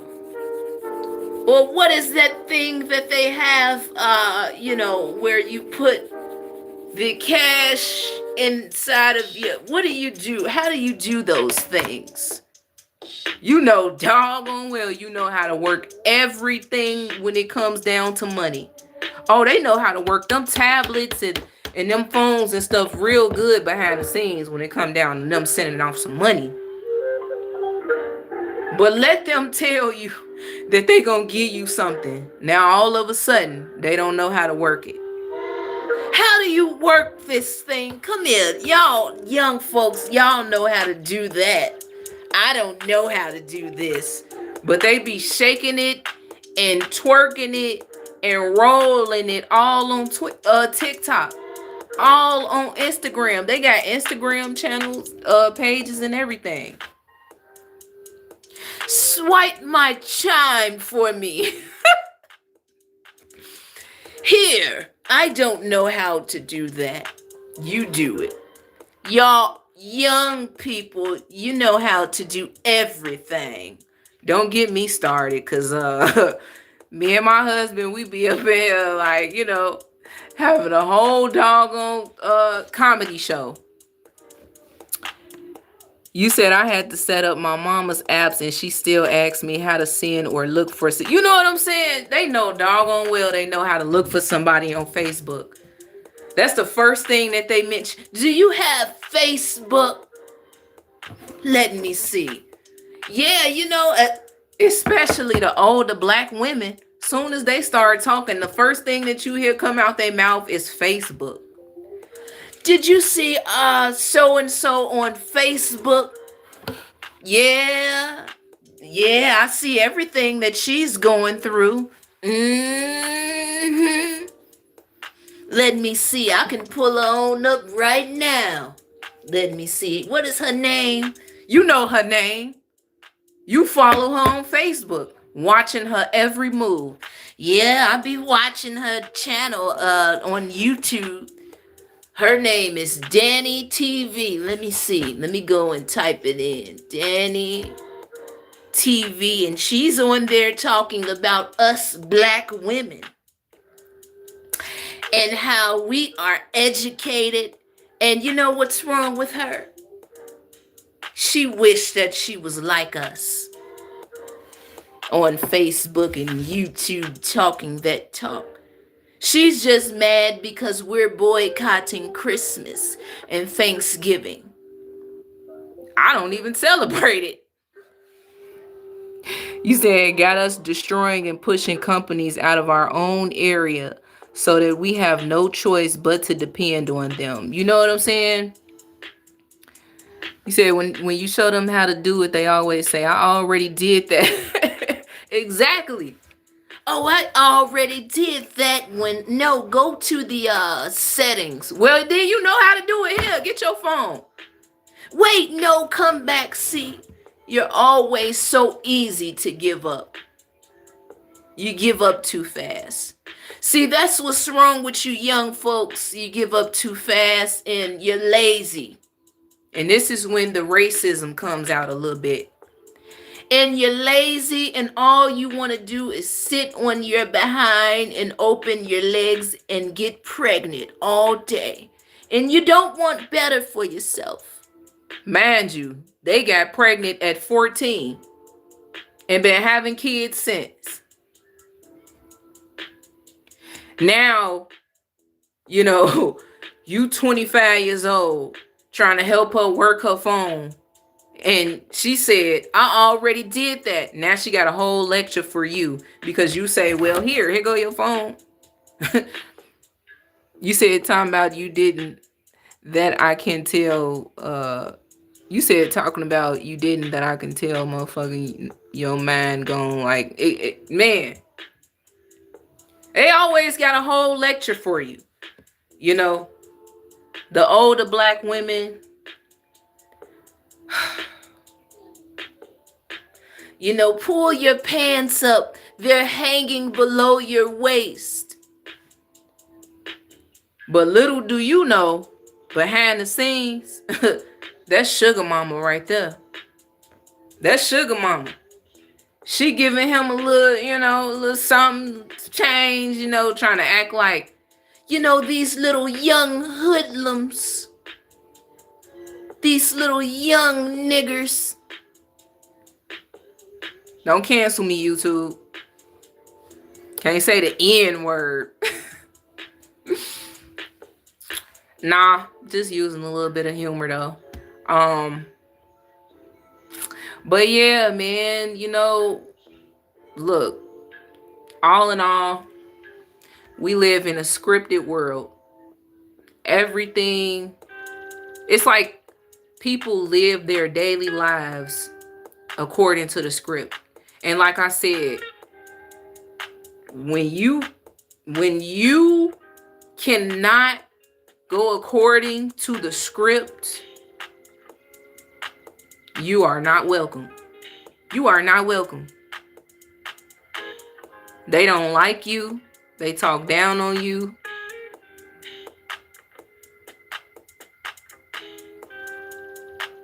Everything we learned was scripted. Yes, we were conditioned. We were conditioned since birth. Whole thing in a nutshell is for us to uncondition ourselves from all of this stuff that they taught us. All of this stuff. Clearly, you starting to see that it's all lies. And if you don't want to see it, and if you can't see it, I don't know if you're going to ever see it. Take the blindfold off right now, today. A lot of the scripted talk, in my eyes, from what I see, it really comes from the black community. For real. They all, like I said, they all got the same excuses. They all say the same thing. They all get upset at the same thing. They all leave out at the same time, man. 12, 1 o'clock is their time. 11 o'clock too early for them. They hate Mondays. Well, if you ask me, everybody pretty much hate Mondays except for me and my husband. I don't know who else, you know, I don't know who else actually likes Mondays. Like, how do you hate a day that can't hate you back? Make it make sense. It's just scripted. It's according to the script. Hate Mondays because Mondays is boring. You know, Mondays is blah. Mondays is, oh man, I need more rest. I need more sleep. I'm not ready to go to work. I done turned up all weekend. I need more of a weekend. Like, man, but they condition you to think that way. Monday through Friday, all you do is work. Saturday and Sunday, you off work. Then you gotta go back on Monday, so you despise Monday. You despise Monday because you was just off work the day before.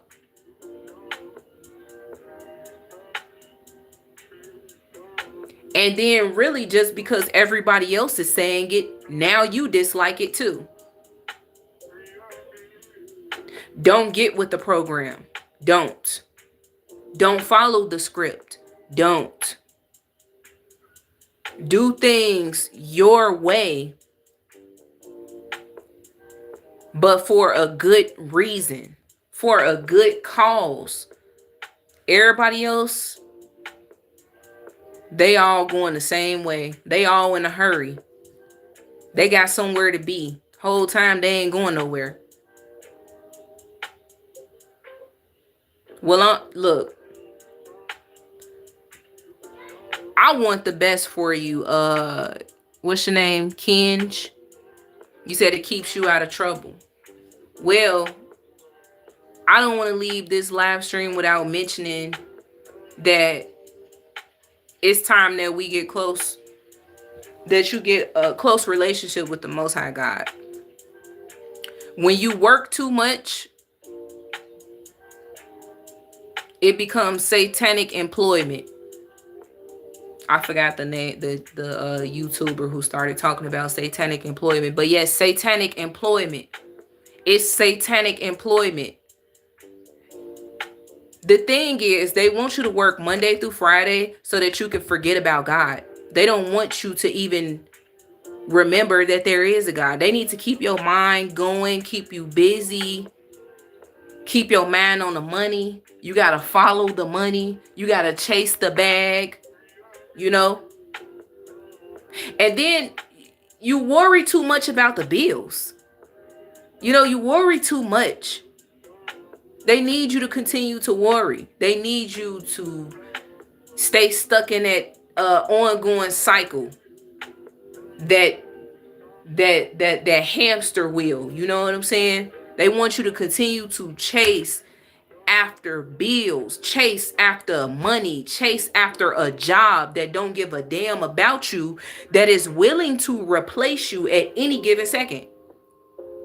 Yes. Yes. Yahya 7. Yes. Exodus 20 verse 8. Remember the Sabbath day to keep it holy. For sure. And you know what's crazy? They don't even realize that they're supposed to be resting on that day, that is supposed to be a resting day. Notice, this is exactly why they make you work Monday through Friday, so you can be off on the weekends, so you can get up and go and move around on the Sabbath day. Yeah. Get up and move around and go and spend your money so you can give it back to them. Notice, everybody has errands to run on a Saturday. All of these businesses is open on Saturdays, and they stay open. Majority of them stay open to 12 midnight, 1 a.m., 2 a.m. because they know that this is the day that you're going to also get lit, toe up, and you're going to spend your money. I'm sick of people talking about, oh, we're going to boycott Christmas. We're going to boycott this day. We're going to boycott Black Friday. We're going to boycott. But all it has to do is be the weekend, and you ain't boycotting nothing. Regardless of a holiday or not, you're still spending your money on the weekends. You still spending your money on the weekends. You're still giving it back, regardless. You know what amazes me too? A lot of these people that got money is sitting up here constantly playing with their lives. They have the ability to take their money and move out of the country, especially being that America is Babylon is falling. America is crumbling right before your very eyes. You don't see all the politicians. They think that this is entertainment. They keep playing with you. They playing in your face. And yet and still, you still sitting back, what, spending your money. Just spending it. And you can literally be investing right now. You can literally take your money that you have, all that money that you got, all that them saving up that you did to go on to the Bahamas and stuff like that, to go on these nice fancy trips with your friends and stuff. All that money, you could take that and move to a whole nother country and get the hell out of this one. You know, you the same one that talk about boycotting, same one that's been protesting, same one that wants to stand up for your rights. You wasting your time. What rights? What rights? The only rights that you have as an American citizen in their eyes is in the comment section. It's in the comment section. You can speak freely in the comment section. Hopefully your comment won't get deleted by YouTube. Because when you speak up and you really speak out, you're silenced. And if you better watch what you say, because if you say the wrong thing, it could be used against you in the court of law. You can get locked up for certain words, you know what I'm saying? Like, it would be seen as a threat. What rights? They're showing you right in your face that you ain't got no rights. But I'm going to tell you though, you do have rights. The Most High God has given you rights. It's you that believe that man gave you a mouth to speak. It's you that believe that, they're the ones that controls when you speak or when you shut the hell up. Yeah. You said, I am an RN. I have 4 children and do everything myself. I don't have housing assistance or anything. I do it myself.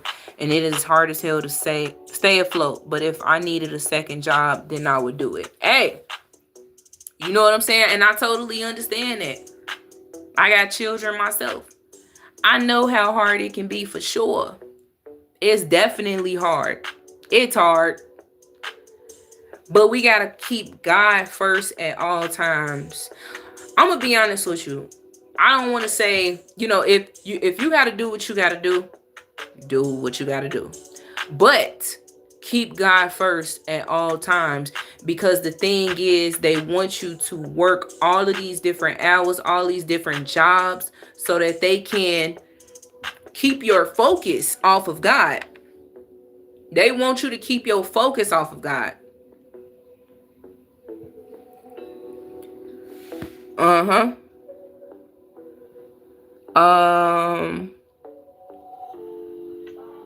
You said, come out of here, my people. You know what I'm saying? Exactly. It's the fact that I can't believe people really have the funds to move, to get out of here. If I had that money, I would be gone right now. Guaranteed. If me and my family had it like that, I promise you, we would be gone. Whole nother country. I wouldn't even be sitting here right now. Matter of fact, I would be sitting in front of my camera in another country. So, like, they are blatantly disrespecting Americans. Our own American politicians are blatantly disrespecting us as American citizens. Continuing to cause division using AI. Telling you that they're going to take your food stamps away and give it back and take it away and give it back. And I mean, they've been playing with us though. You want to know? They've been playing with us. They played with our mothers and our fathers. They played with our grandfathers and our grandmothers. Also, I do want to say this too. And look, this is just real talk. Just because you are not on any government assistance, I had to get it some deep thought, y'all. I had to get this one some deep thought like a year ago. I came to the realization, just because you're not on government assistance does not mean that you don't rely on daddy government. You know what I'm saying? Daddy government, you know, he needs you to rely on him in all different types of forms. Real talk. You work a job, you still relying on government too. This is just the truth. Any type of check that you gotta receive, you relying on the system for it. You still relying on it.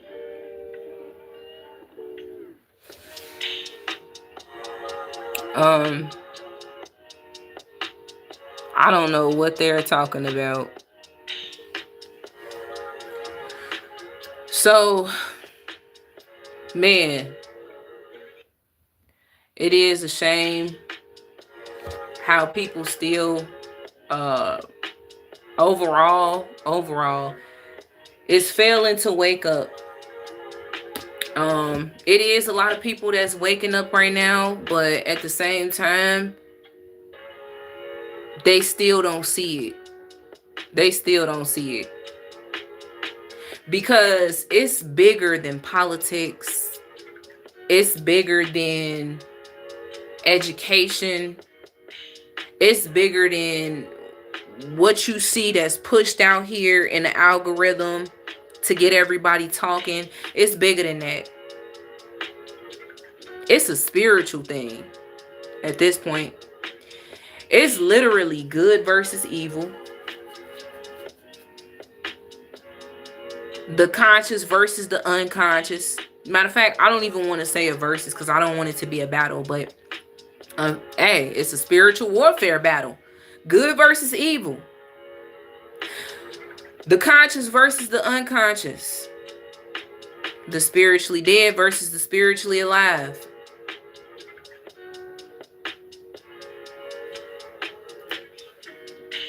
It's a spiritual thing at this point. It's a spiritual battle at this point. And people still